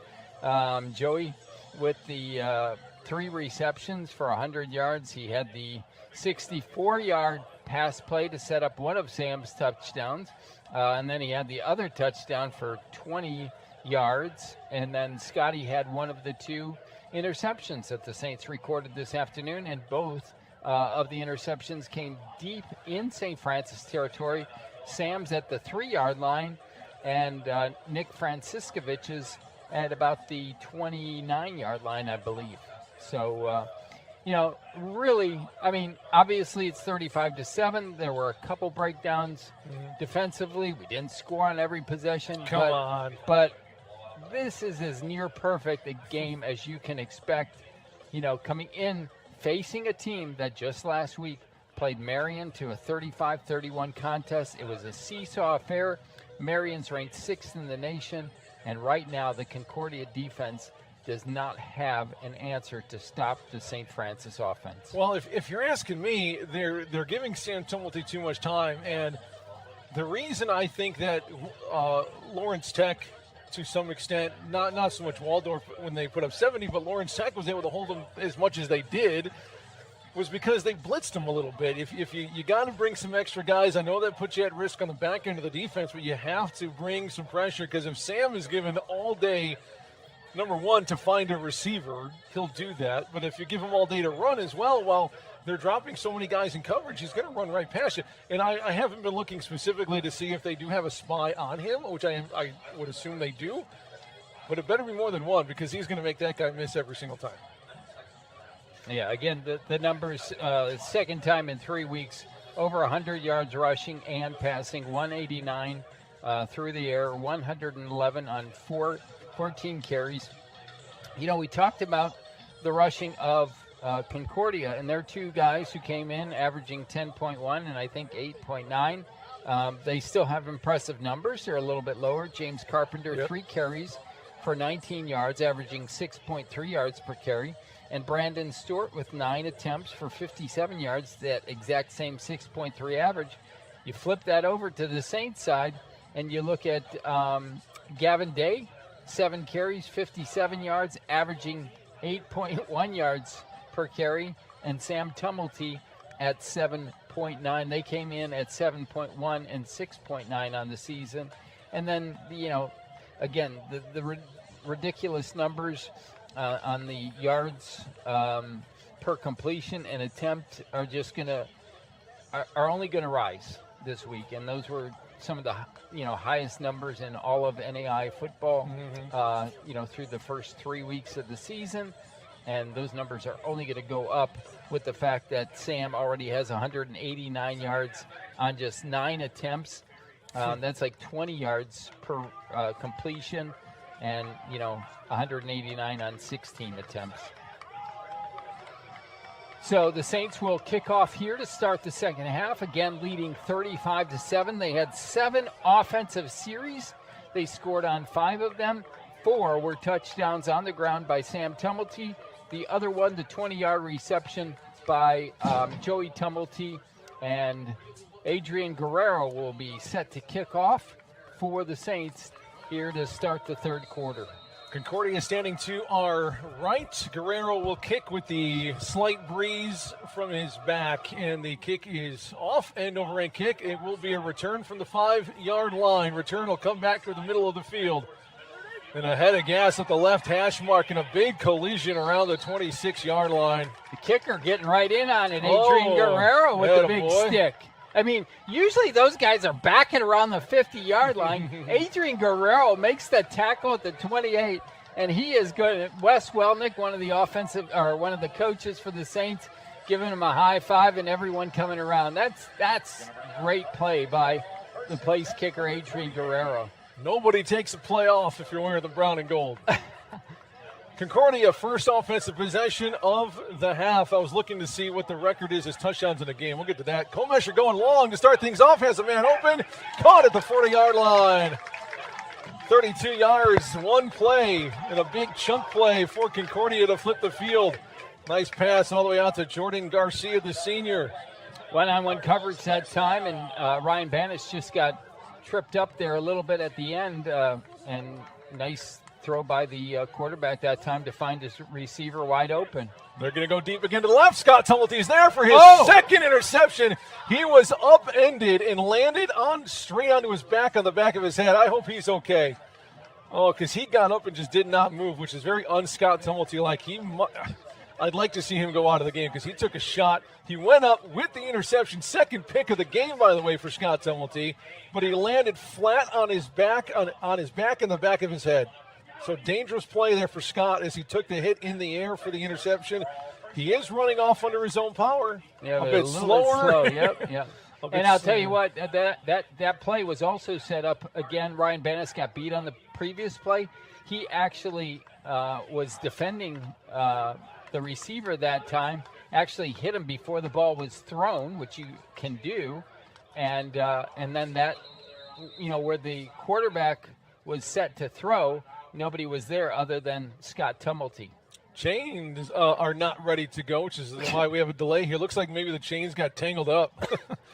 and they're unable to be used at the moment. The down marker was ready to go, but the 10-yard chains are a little bit mixed up. Monica Robles, the athletic trainer for the Saints down there, looks like she might be taping up.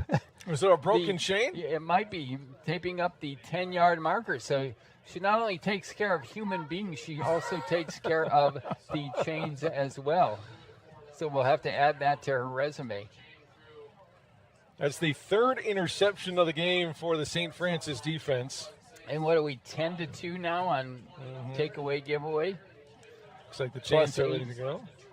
Well, since the Saints are on offense, do you think she maybe taped an extra chain link or maybe tightened it a little bit, made it a little bit shorter?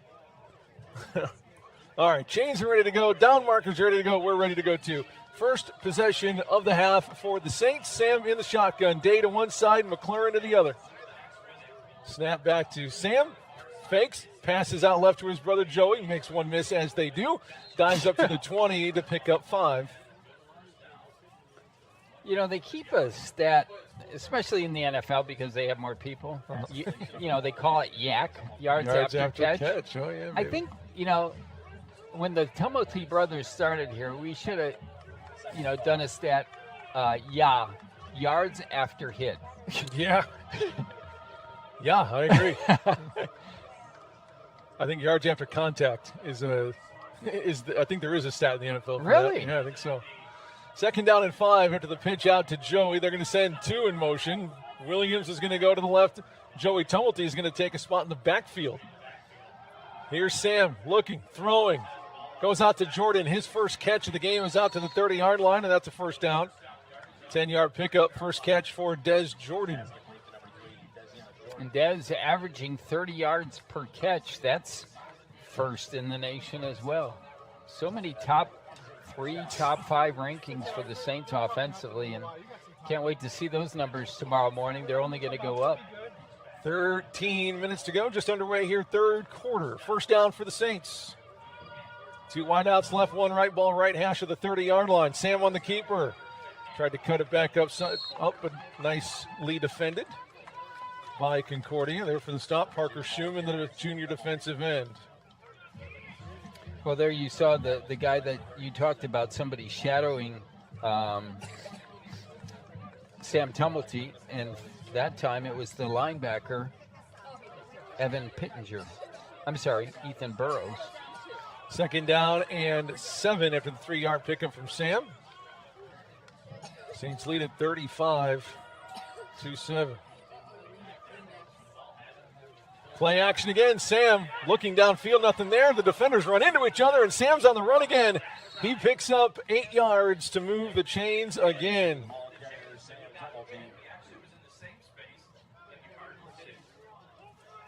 Sam just makes people miss, and it makes it look easy. First down again up to the Saint 41-yard line. Another 8-yard pickup from Tumulty.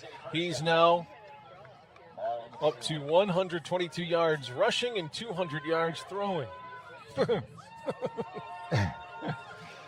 Just started the third quarter, by the way.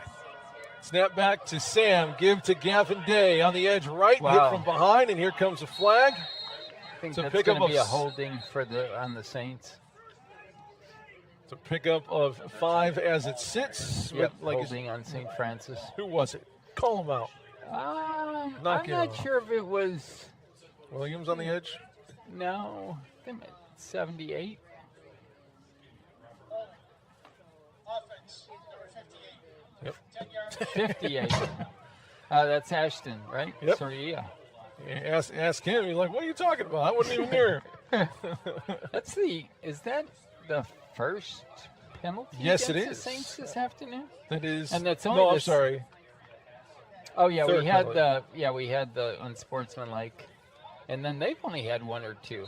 They've had 1 penalty for 6 yards. Yeah, that was the holding towards the.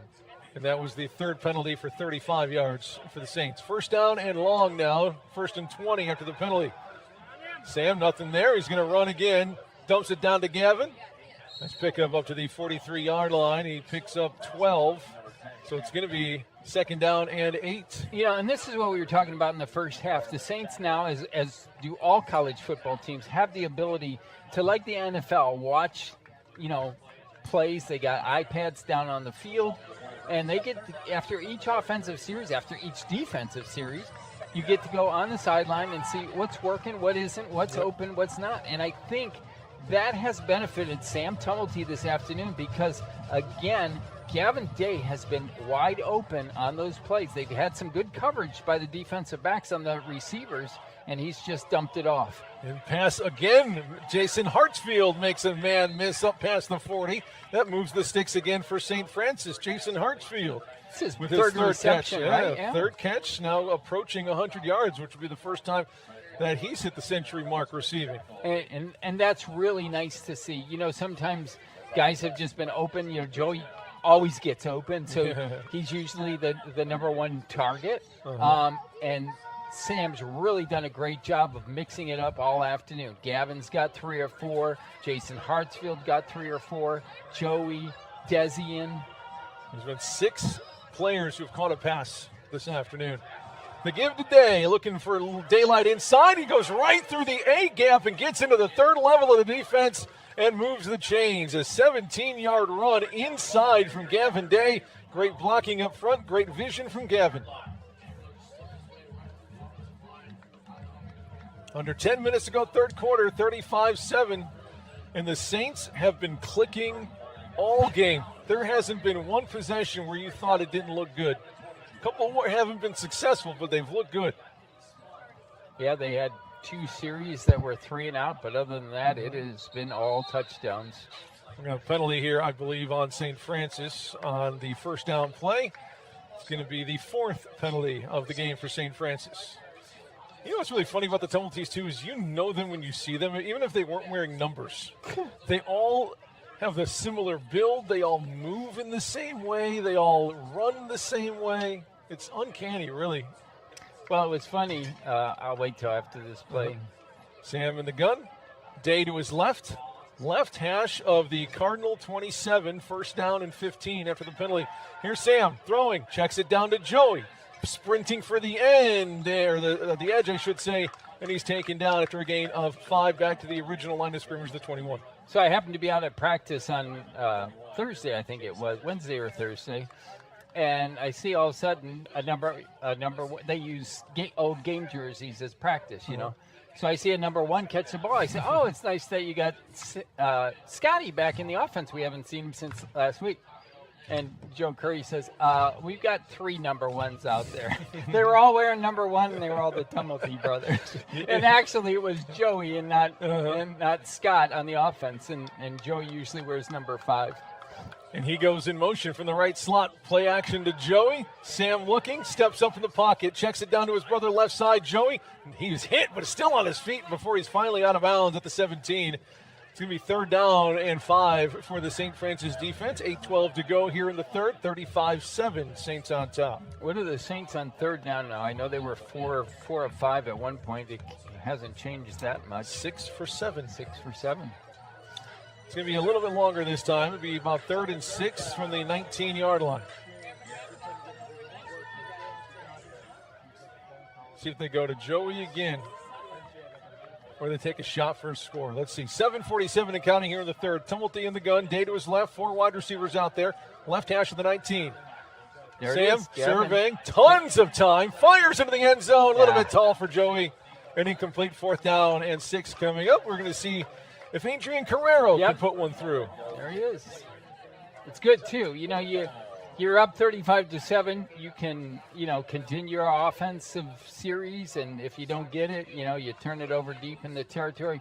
But this is a good move by Coach Curry because you never know when you're going to have to attempt a field goal, and it's a part of the game. Special teams, key component, and this is an opportunity to do, make sure you got the blocking right, and Adrian Guerrero gets a chance to kick something other than an extra point. 37-yarder in the air from the left hash with a crosswind, and he knocks it in. That's his new long on the season. He's now 2 for 2. Kicking field goals make it 38-7 after the Adrian Guerrero 37-yard field goal. 7:30 to go here in the third quarter. It's been all Saints from the opening kickoff. Sam Tumulty, 243 through the air, 122 on the ground. Nice game from Jason Hartsfield, like we mentioned before. 3 catches, 66 yards. Joey Tumulty, another triple-digit receiving day. 6 catches, 113 yards, and a score. So far, the Saints put up 442 yards. But the defense has given up 237. You know why we got a field goal that time? 6 plays? Nope. What? Too many plays. We had more than 6 plays. We had 10 that time. Way too many. Yeah, 10 plays, 66 yards, a long drive, 6 minutes, 52 seconds, longest drive of the afternoon, and that's really what you want to do here in the second half. St. Francis, 199 yards rushing so far. One of the shortfalls has been the special teams on kickoffs. They've been able to get a lot on kickoffs. This one goes out of bounds. And smart play by Kelly Matthews, the return man.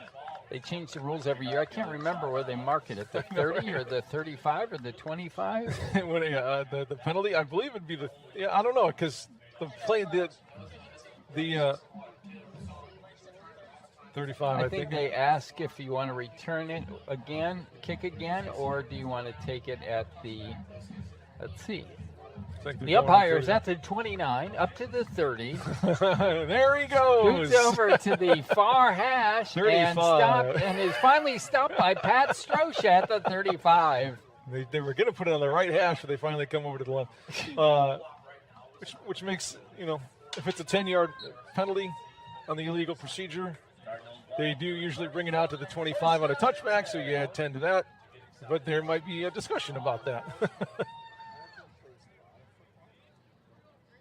Field judge is going to go talk to the referee and they'll say, hey, we get this right. I think they're talking about which hash to put it on, actually. Because the penalty was on the far side, so yeah, they are going to put the ball on the far side. I do not understand what's going on with the officials this year. We have seen this like 3 times this afternoon. We saw it at least 4 or 5 times last week. I mean, these are veteran officials. They're not, unless some rule has changed. I got to talk to Coach Curry, but it just seems really out of sorts. Play action, and the ball batted down at the line. Pat Stroja there again. His second pass defended. He's just so big. he's so wide with that wingspan. It's so hard. You can't throw it in his direction.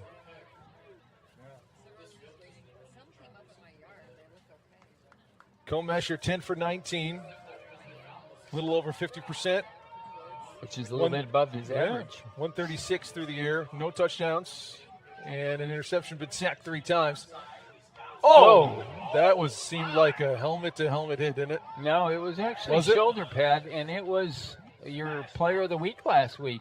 Carson Hansen again? No, your it? defensive, your MSFA defensive. Oh, Trey Sayers, yeah. So, he's been kind of quiet today after 2 pretty active games to start his Saints career. Yep. Had a interception. An interception and a forced fumble in each of the first 2 games of the season, and then also recovered 1 fumble. A pickup of 3, and that's going to make that running back think twice about running again, because the Saints are up for the challenge. Here's Comesher to throw. Pressure coming up the middle. He dodges it, and now Comesher tucks it and goes up to the 45. A huge block on Mabutis. A flag comes in. He might be out of the game. Mabutis got leveled. No, it was Franciscovich. I'm sorry, Franciscovich, a defenseless player, and he will be out of the game with a head injury. Oh, that was brutal. That was, I think, number 87 for Concordia. The big 6'7" receiver. He's ticked off. He's going to get off and walk under his own power. He looks okay, but you got to check on him. That was a hit on a defenseless player who was behind the play. And Nick's got to just go to the sideline. And I know the home fans here are going to have something to say about it, but it's so clear in the rules, it's not even up to the official at this point. That is an automatic penalty.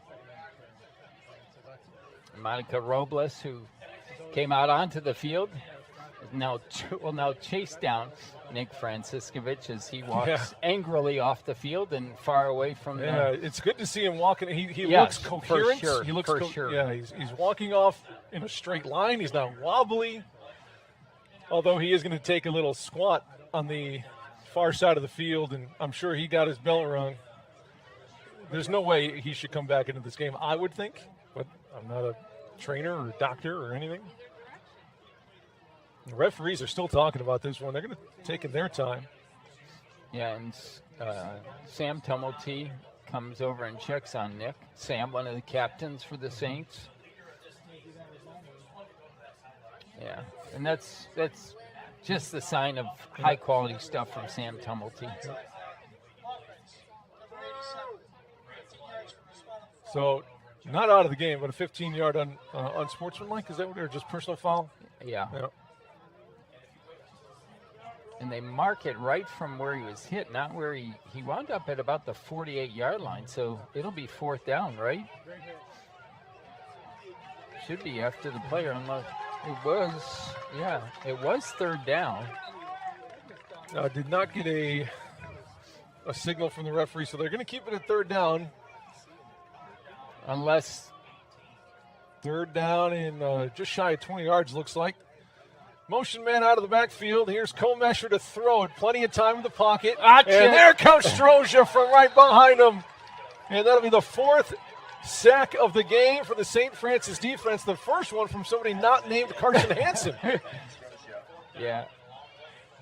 Yeah, and Pat had Stroja had to fend off. They had good coverage on that play, the offensive line of the quarterback, and he had plenty of time, and then Stroja got free, and voila. There's the punt. High. Fair catch called for and made by Scott Tumulty at the 32-yard line. We'll see what kind of fire that's going to light, because they're still jawing out there, the Saints and the Cardinals. We'll see what Sam, like you said, Sam Tumulty, the first one to go check on Nick Franciscovich after the big hit. 5:44 to go, 38-7 our score. A gorgeous, warm, late summer day up here in Ann Arbor, Michigan. First down for the Saints. They do mark it at the 34-yard line. Sam Tumulty coming out with Gavin Day in the backfield. Dezion Jordan far right. Joey Tumulty slot left. Ryan Little wide left. Snap back to Sam. Play action. Sam's going to keep it.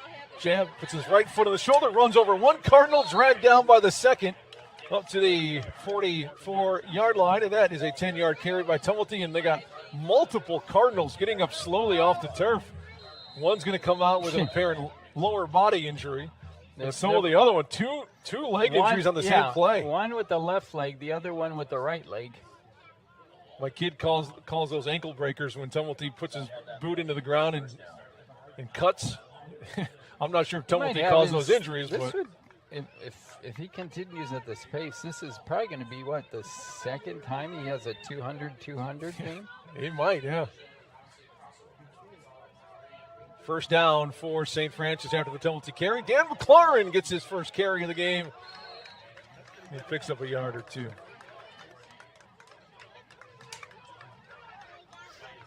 Nice to see Dan get some touches.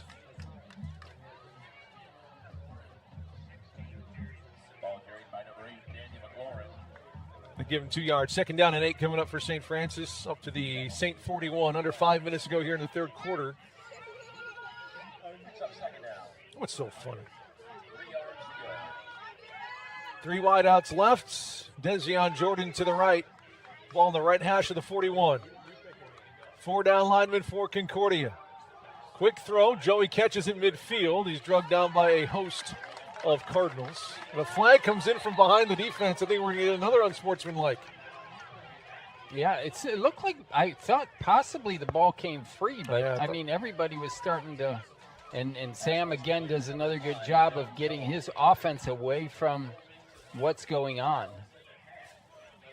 And that's, I know we're only 3 games into the season, but Sam, a senior this year, and that's a big-time leader that you're going to lose after this year. Not only for everything he does offensively, but just his leadership on the field. So the 15-yard penalty will put the ball at the Concordia 35-yard line. The Saints on top 38-7, 4:22 left to play in this third quarter. The Saints with, this is just the second offensive drive for the Saints in this half. They had 7 in the first half, and the first one covered nearly 7 minutes. Sam on the throw over the middle, looking for Desi and Jordan, and it's broken up. 3 defenders that time on Jordan. One of them broke it up. Sam just had to get that one up a little bit higher, and Sam comes up limping a little bit after that play. Yeah, he's stretching out something there and squatting down at the 45-yard line. And he just signals to he's not coming. Matt McCarthy, I'm all right. That's good, because it's not going to be Sam Tumulty. It's going to be Owen McGuire. Not that Owen isn't capable. And the Saints are going to call timeout here just to maybe give Sam a little bit of a breather. Did you see what kind of play he got tangled up on as I tried to plug in our batteries or our computers that are running low on battery? And he actually might be coming out for a play. I did not see the play. I was looking downfield where Desian was, so I don't know if he got hit a little bit late, and now Sam running up and down the field on the far sideline, just maybe you stretch it back out. Testing out whatever it was that got tweaked. He's going to talk to Matt McCarthy and walks right by McCarthy, and I'm fine. 4 minutes to go here in the third, 38-7.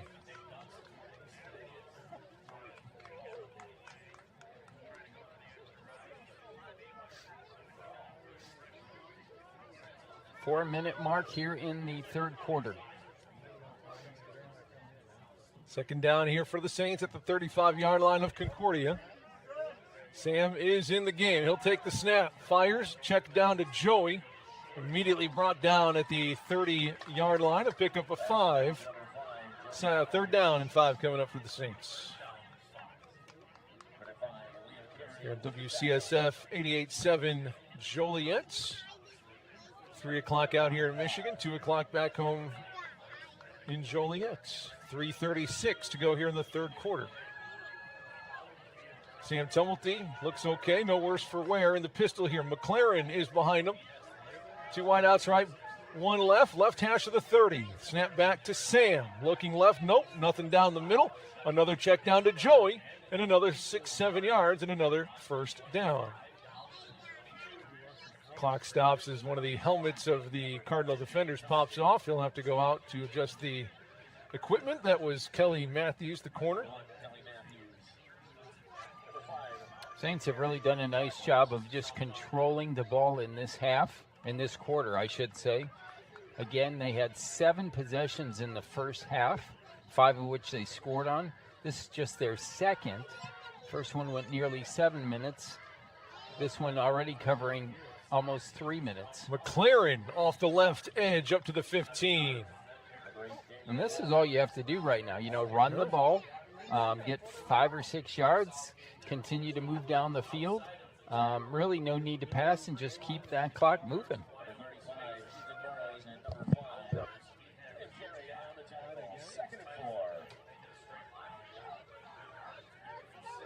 Sam in the pistol again. McLaren behind him again. Here comes the blitz off the left side, but they're going to throw to the right to Joey. He's got to make one miss and get a block, but he does make another miss when he steps out of bounds inside the 10. Another great block out there. That time it was Desi on Jordan trying to make room for Joey. Sam still trying to stretch it out. I kind of look like he's trying to stretch out his groin area, you know? Yeah, I'm not sure. Doing some knee lifts.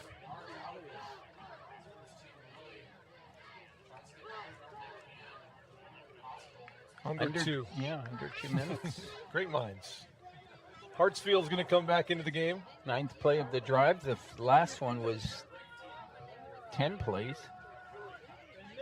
Just over 4 minutes on this drive. Pistol again here for Sam. McLaren behind him.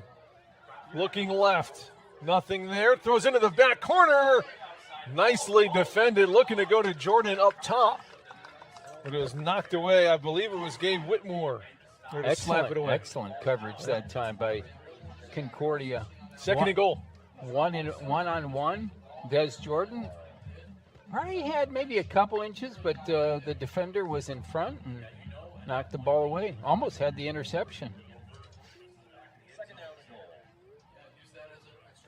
Same formation here. Des Jordan wide right. 3 receivers left. Hartsfield, Joey, and Little. McLaren behind Sam. Snap back. Played action left, but he wasn't there. A little miscommunication between Dan McLaren and Sam Tumulty. Sam McLaren ran off to the right, and Sam turned to the left with the ball out. Say, here you go. Like, oh, there is nobody there. And then that would be the first sack, I believe. The second sack of the game for Concordia. Yeah, just a second loss of yardage play, I believe, for the Saints. One was in that first half on the first drive. And then Joey scored on the 20-yard touchdown right after. Third down and goal back to the 11-yard line. Under a minute to go here, third quarter.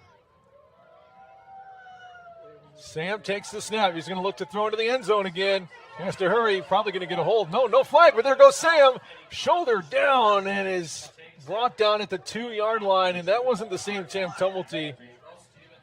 It looked like he just lost a little bit of explosiveness as he continues to limp.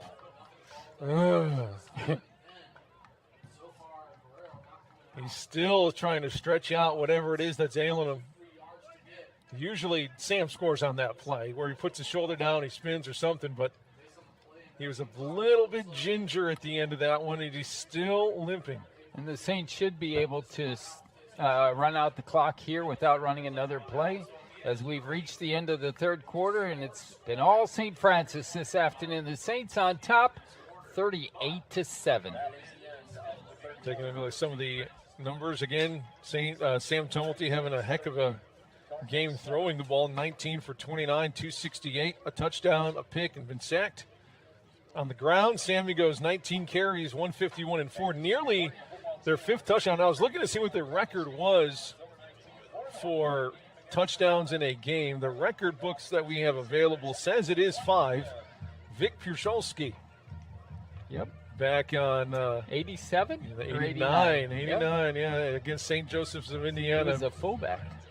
He put in 5 touchdowns on the ground. And then I tried to find out to see if Sam had matched that at some point, and I couldn't find the game-by-game totals. He's only he's had 4 a couple times.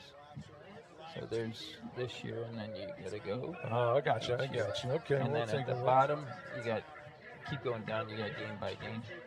Gotcha. Yep, only 4 in one game in 2023. In 2022, I think he did it twice in 22. Had 5? No, 4. Had 4. He's never had 5.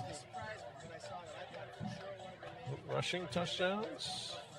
No, 4. Yeah, he had 4 against St. Ambrose and 3 against Missouri Baptist. His 2 best games of 2022.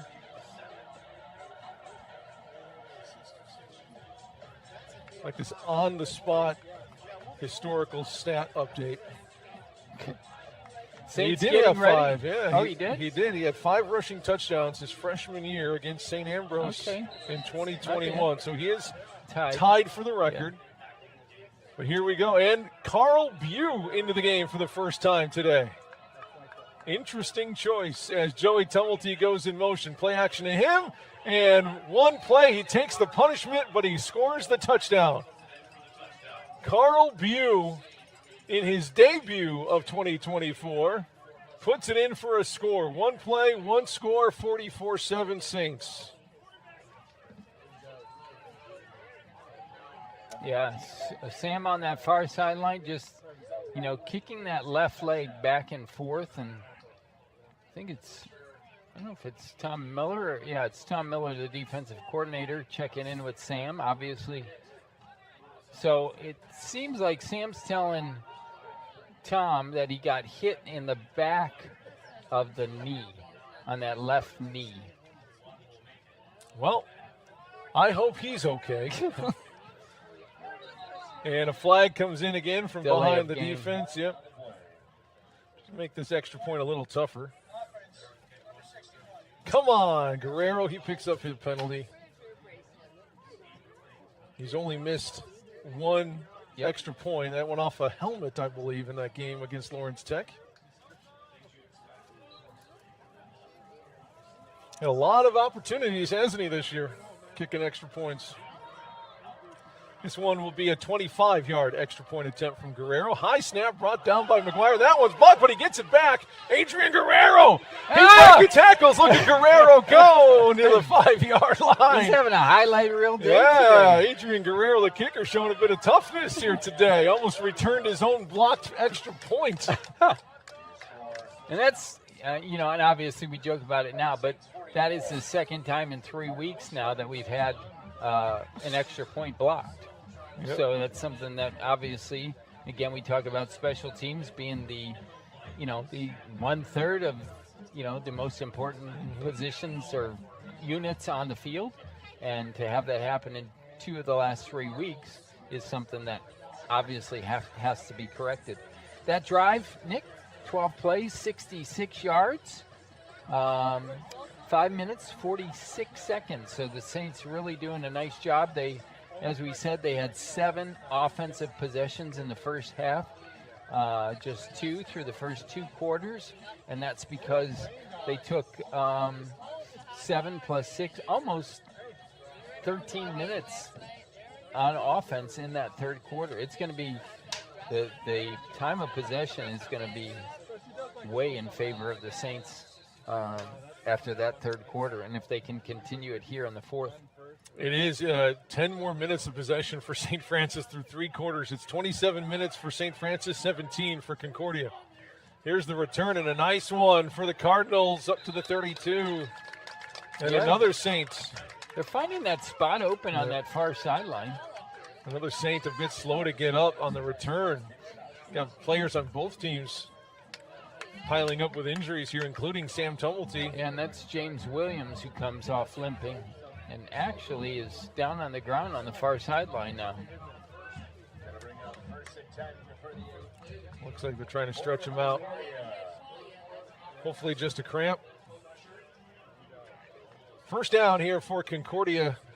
Chasing a bunch, 44-7 as we just get underway here in our fourth quarter. 38-yard line of Concordia. 4 wideouts out there, 3 to the right, ball left hash. Comesher throwing across the middle, but tackled immediately. Picking up 8 yards. Out to Bailey Brooks.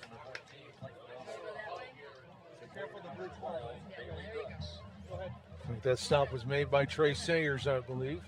Nope, Mekhi Van into the game. Here's Comesher again on 2nd and short. Pitching it out to the right side. Bailey at midfield goes out of bounds. It's enough for the first down. Some scores from around the MSFA. Olivet Nazarene has their hands full today, taking on one of the top teams in the country. Going into their fourth quarter, 62-0. Indiana Wesleyan on top of the Tigers. That's going to happen to a lot of teams who play Indiana Wesleyan. And that'll be the Saints' next opponent next week. Incomplete pass. But they tried to go with the wide receiver screen. So 2nd down and 10 here at the 50-yard line for Olivet. I'm sorry, now I got the Tigers in my head for Concordia. Try to get some other scores from around the league here momentarily. Other games, we got Marion at Lawrence Tech, St. Xavier at Madonna. Siena Heights at St. Francis, Indiana would be an interesting one. Johnson in Defiance, Wesleyan at Olivet, and Taylor on the road at Kentucky Christian. The MSFA slate for the day. A couple blowouts on that schedule, but Siena Heights and St. Francis, Indiana might be a good one. Cole Mesher putting the receiver left to right in motion to the backfield. He gives to the running back. It looks like Carpenter, but he's going to go backward a yard. St. Francis defense with a nice push up front. 44-7, Saints on top. We're just underway here in quarter number 4 on the road in Ann Arbor. One of 2 college football games in town today. Yeah, let's when we get a chance, we'll talk about some prices when the Wolverines are in town, along with USC. 4 wide receivers out here on the 3rd down and 11. Here's Cole Mesher rolled out of the pocket again. Fires downfield. That's going to be out of bounds, though. Yeah, so whenever another injured Michigan's player. whenever Michigan's in town, obviously it's a big deal. There's 10,000 people that go to a football game on a Saturday in Ann Arbor, and other MSFA schools have had to deal with this as well. There is no hotels. If you want a hotel in Ann Arbor this weekend, which obviously we looked back in May or June when we knew we were coming up here, $300 a night for a regular hotel room, and guess how much for a pizza? $15. $32. Jeez. So Yeah. you'll know that we did not stay in Ann Arbor tonight, and we will not be supporting their economy either. Fourth down, punt on the way. It's a boomer. Scott Tumulty puts his hand in the air, calls for the fair catch at the 18-yard line. We will not be an economic driver of Ann Arbor today. Guess what? They don't care. They're going to be fine because every room is booked. Saints will take over inside their own 15 after the punt. Scott Tumulty not getting too many kick return opportunities. No, he's every punt return this afternoon has been fair caught.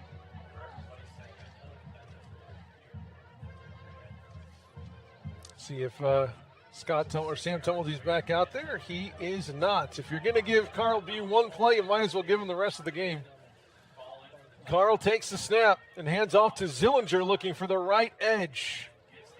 Can't quite get there, maybe a yard as he tried to get up the far sideline. Second down and 9 coming up is our season debut for Carl Bew, the sophomore out of Joliet West. Had a lot of action last year. Coming in out of necessity for the most part, as Sam Tumulty had a lot of games missed because of injury. Carl Debut, a very adept runner of the football. I know he's been working on his pass game a lot in the offseason. We'll see what he's got here today against a Cardinal defense here on the road. Carl, it's going to be a quarterback draw looking for the edge on the right side. Able to tiptoe up to the 20-yard line, so a third and manageable coming up for the Saints offense.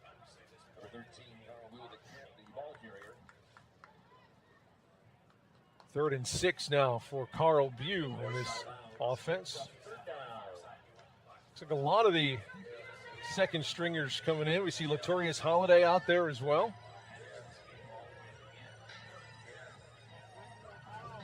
Also seeing, for the first time for me at least, Matt Alston on the left side of the offensive line. Big boy out there, 6'3", 295, redshirt sophomore out of Chicago.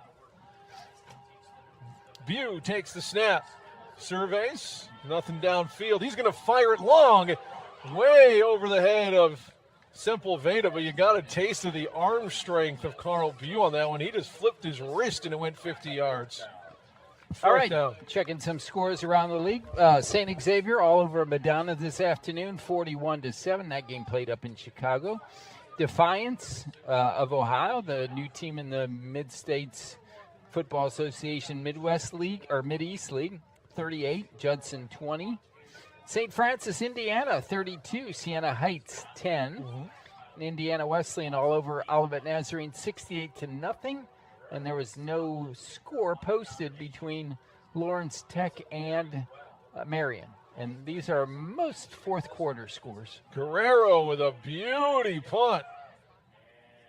A fair catch called for? Okay, there it is. Okay, fair catch called and made at the 40-yard line. About a 50-yard punt through the air for Adrian Guerrero. 11:41 to go in the ball game. It's all Saints on the road today in week number 3. Saints 2-0 under 13th-year head coach Joe Curry. A 13-year record of 66-60, a 3-time Midwest Coach of the Year. 23rd year with this USF football program. Anyone been around longer than you have, Dave? It's been Joe. Yeah. Yeah, like you said, he played here, assistant coach, and now the head coach. Is that 21, a ball carrier? Yep. A lot of double numbers here. They can't be the cornerback Davion Coates. No, they do have a couple doubles. Yeah, that would be an SID's nightmare. Brylan Parker, the freshman running back. Marcelo Bernardi on the stop that time for the Saints. Pick up of 1, 2nd and 9. To throw, yep, the backup's now coming in for Concordia as well. It's Clay Noble, the sophomore quarterback, now behind center for Concordia.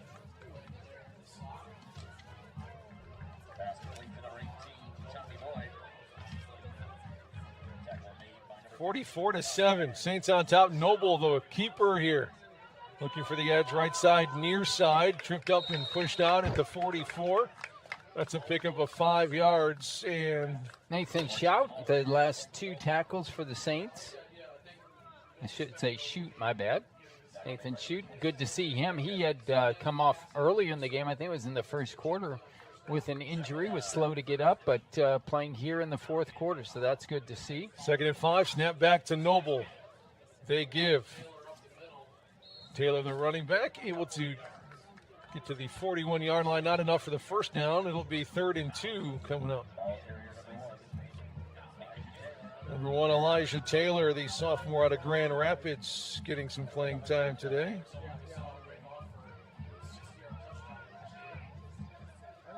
Noble rolled out left, throws across, but he throws it into the turf, incomplete. So 4th down and 2.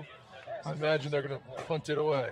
Marcelo Bernardi on the quarterback hurry that time, coming from his defensive end spot. Are they going to go or are they not going to go? Yeah, for sure they're going to go. 4th and 2. Let's get a stop here. I want to keep them at 7 points. That's good for the Raiders yeah, out there. and it looks great for the defense. They played a great game today. Noble right up the middle, up to the 35, and he runs over a defensive back for the first down. Picks up 7. There to make the stop. Rob Baranowski, the safety, the freshman out of Lockport, all-conference defensive back in the SWSC blue. That real good Southwest Suburban. The give to Taylor again. Gets into the defensive backfield before Will Brandow, the sophomore safety, there to make the stop. Will out of Lincoln Way West.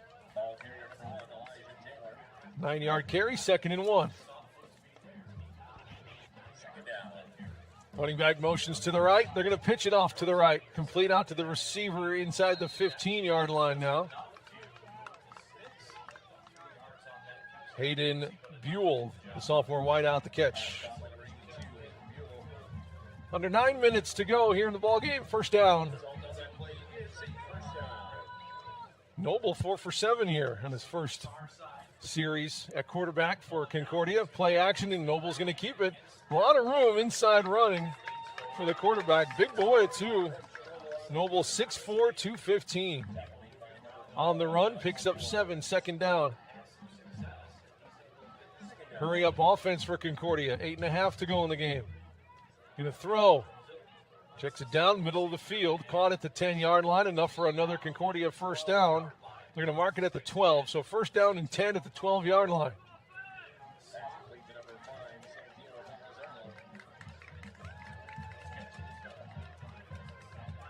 Noble in the shotgun. Hurry up for the Cardinals. Snap, looking left, not going to throw it. He wants to run it. Gets to the left edge before he's wrapped up in a trio of Saints. Push him out of bounds at the 10-yard line. Minimal gain, 2nd down. And we'll say 2nd and 8 at the 10-yard line. A couple new wideouts coming in for the Cardinals here. 7:43, clock winds.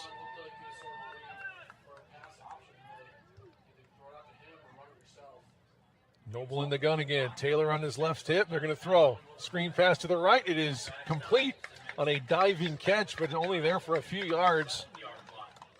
Up to the 7, so 3rd down and 5 now for Concordia. All right, let's get 2 more stops here. Don't let them get in the end zone. Noble in the shotgun again. 4 wide receivers out there. Play action. Noble's going to keep it. Someone's going to have to stop him. There we go. They do at the 5-yard line, so 4th down and 2. Pat Strosha. Come on, Saints. 4th and 2 for Concordia at the Saint 5. Trying to defend the end zone. They've only given up 1 touchdown today. 44-7.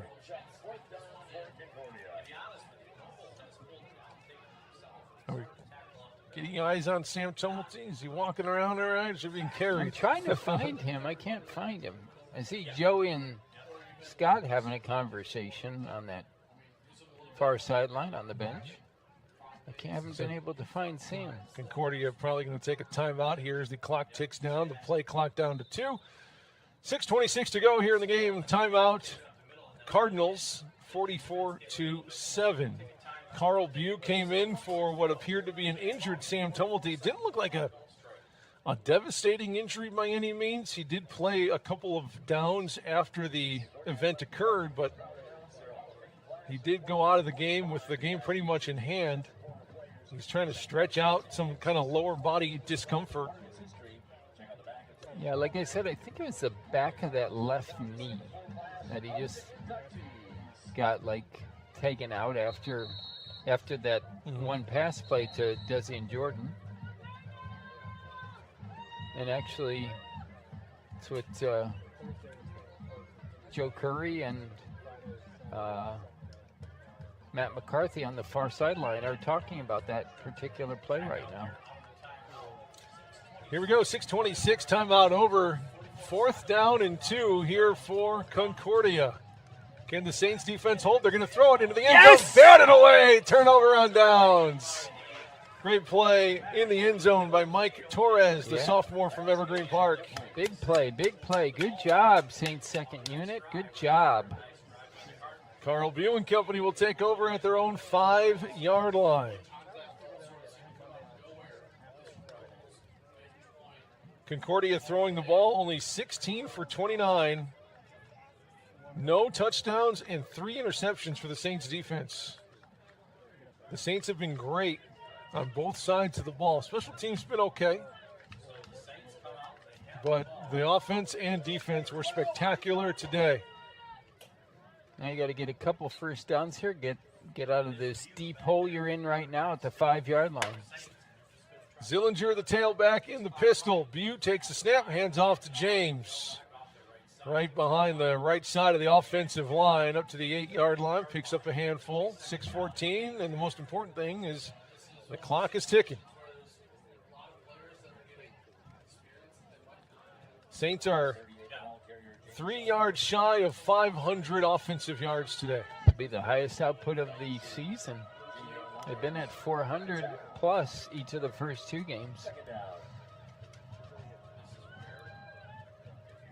Same pistol formation, but Bew's going to let the play clock tick a little bit. Smart play. 5:40 and counting in the game. Snap back to Carl. Nothing left. Throws to the right. It is complete to Holiday, trying to make something happen. And he'll actually end up going back a few yards, so loss of 2. So now a little bit more to go until you hit 500. 3rd down coming up for St. Francis, still deep in their own side of the field. 5:20 to go.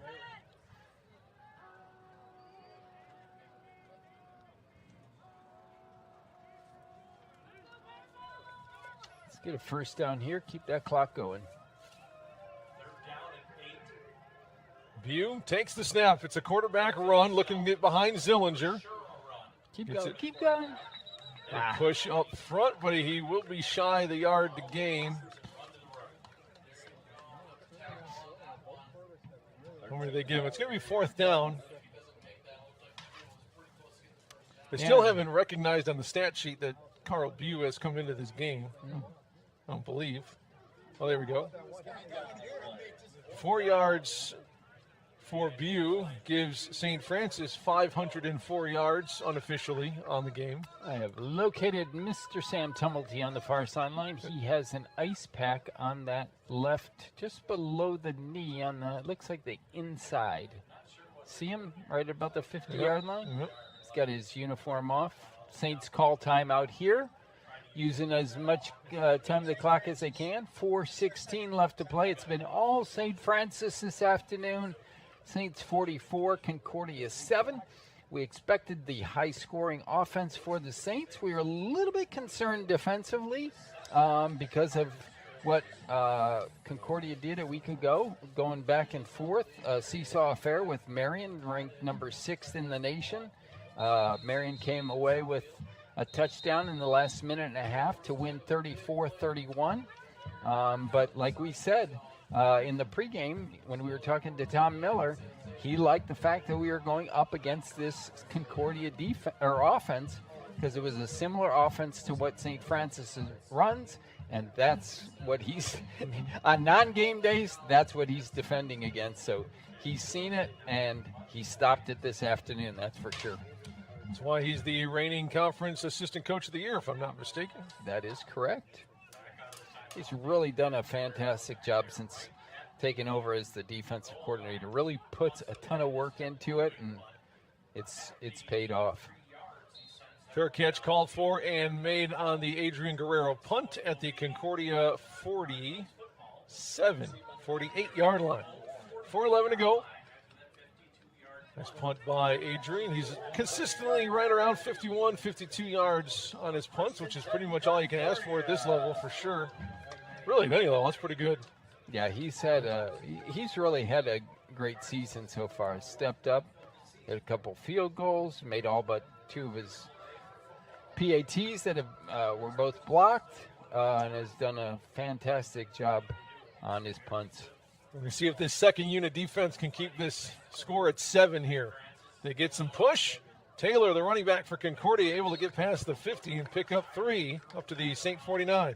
Robbie Thalasimi on the tackle for the Saints that time. Good to see some other Saints in the lineup. Aiden Nemchek in there as well. Michael Carver. Troy Torrance chiming in on our YouTube page. Wow. A former Saints player. Yeah, wide receiver. Yeah, quarterback, right? No, just wide both. receiver. Who am I thinking of? Who was the wide receiver turned quarterback, tough runner, very much like Sam? Ooh. Ah! You got him by his shirt. Where's the penalty? No, there was no penalty. Well, there's a flag that came out. Yeah. Who was it? It was personal foul on somebody. It was Aiden Nemchek. I hope they're not calling a face mask. Yeah, because he grabbed him by that was a jersey and the shoulder pad. He reached out, got a whole bunch of jersey, and I think it might have just been a natural reaction penalty throw, and hopefully that gets cleared up. Yeah, just because of the way that, right. Just the way he had him that time, and now the field judge is going to come out, and I think they're just going to throw this penalty flag away. No, there is no penalty on the play. Let's see. Here's the call.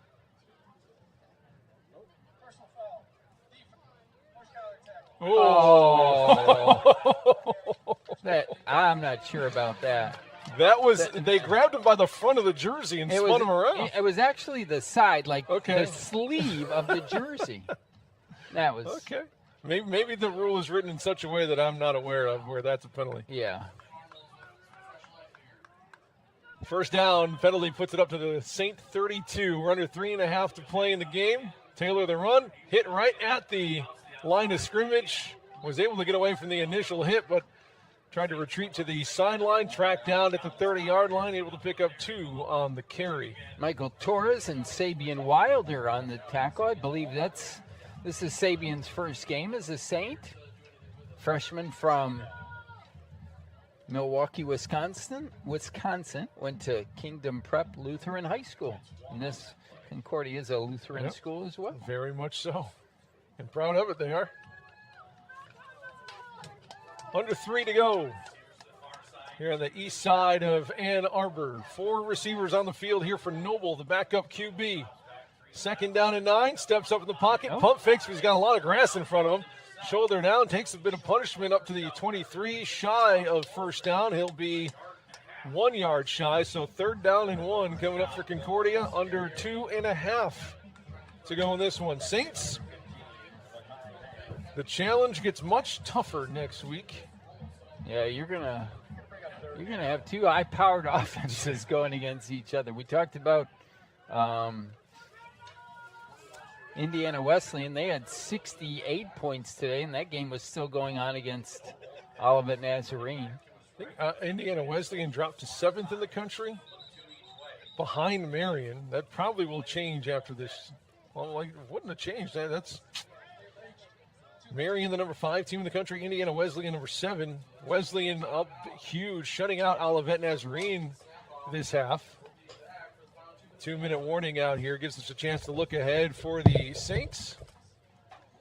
Indiana Wesleyan next week. If you want to see one of the best teams in the nation swing on out to Memorial Stadium or watch with us here on the USF Sports YouTube channel, because Indiana Wesleyan is definitely one of those.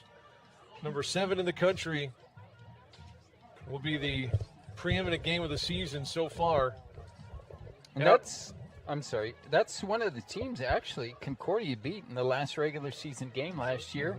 And that's what made people feel that, hey, Concordia was coming off a 7-3 season. They got a lot of guys back. I think they had 9 starters back on offense, 9 on defense. Yep. And and then the unfortunate news over the summer. And Concordia no longer having an athletic program, canceling everything at the end of this year. So kids playing for pride here this year. 4 wide receivers as we get back underway. 3rd down and 1. Snap to Noble. Give to Taylor. Hitting the backfield. Still on his feet. We got the back of his jersey. Is that a penalty? I'm not sure if that's a penalty. So he did not get to the yard to gain. 4th down and 1 for Concordia. I guess I'm confused. Can you pull him by the jersey or not? Yeah, like I said, I don't think the official, again, that was the back judge that made the call. And the umpire, I think, was right there. So, I mean, not on that play, but the play where the penalty was. Here's the 4th down play for Concordia. Get him. To Taylor inside. Yes. Stopped at the line. He goes nowhere. Did he get it? No, He did not. Another turnover on downs for the Saints. They hold him at 7. And really, let's again, get out of here. A solid performance. Look at the first unit and the offense coming over to congratulate the defense. And, you just talk about this being one big team that, has goals set at the beginning of the year. They're 3-0 to start, and they know they have a big game next week. And that one will force some of the home fans out back to tailgate. Finals. See if they want to take their last 2 timeouts here with 1:11 to go, or if they're just going to. We'll probably have 2 plays here. 71 seconds left. And actually, who's in the back? I was telling, I'll take a look at that. It better be Carl. If Sam's dealing with a knee, it is. Yeah, Carl Bew takes the knee.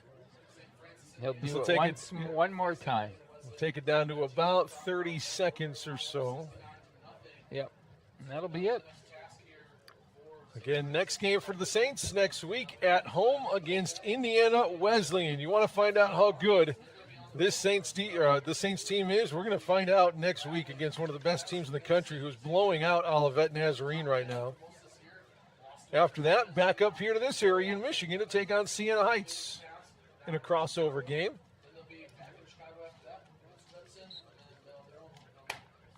After Siena Heights, it is break time, as it is a bye week on October 12th to get ready for St. Xavier on the road. Right after the bye week, you got to like that. The knee is down from Carl. That's going to wind the clock down to 0-0s. And what we thought might be the biggest test of the season so far turned into a Saints blowout on the road. 44-7 against the team that was receiving votes in the top 25 in the preseason. That took Marion, the number 5 team in the country, in a 1-possession game just last week. Saints come in and leave no doubt.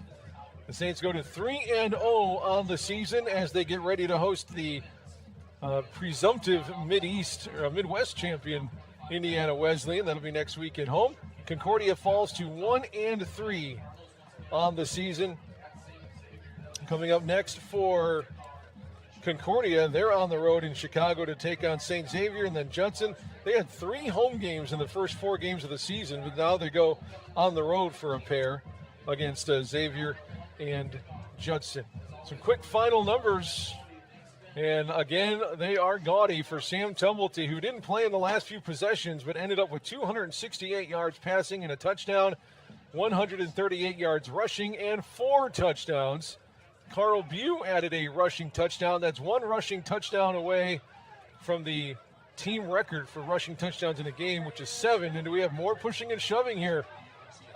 Saints and Cardinals jawing at each other a little bit here. See if we can get this cleaned up. A couple of Saints fans trying to separate. Coaches trying to get in the middle here of the melee here after the game. Looks like they're finally starting to walk in opposite directions. And don't want to see that, especially after the game's over. Great job by the Saints and Concordia coaches to break that up before that got to be something. And it looks like they're actually going to break up and now into a prayer circle at midfield. So all kinds of emotions. There you go. That's what happens on football Saturdays and football Sundays in the NFL. So it's got a little dicey there here the last couple of seconds, but both teams going to meet at midfield for a quick prayer before they head in their separate directions physically here and for the rest of the year. Gavin Day, another nice game. 8 carries, 73 yards. Receiving the football, Joey Tumulty, 10 catches for 138 and a score. Hartsfield, best game that he's had, I think, as a Saint. 3 catches, 66 yards. Gavin Day, 3 catches out of the backfield as well. Simple Veda, Jordan, Little, and Holiday all with catches today, too. Hopefully Nick Franciscovich is okay. He took a big shot earlier in the game, had to leave. Didn't see him come back after that, although he does look okay walking around by now, but those concussions can kind of be a scary, sneaky thing. So I'm sure the training staff for St. Francis will be all over Nick, make sure he's good to go for next week, because his services will be needed as the Saints take on Indiana Wesleyan at home next week. We hope you can come out and join us for that one in person at the Memorial Stadium, but if not, you know where we're going to be, right here on WCSF and on our USF Sports Network.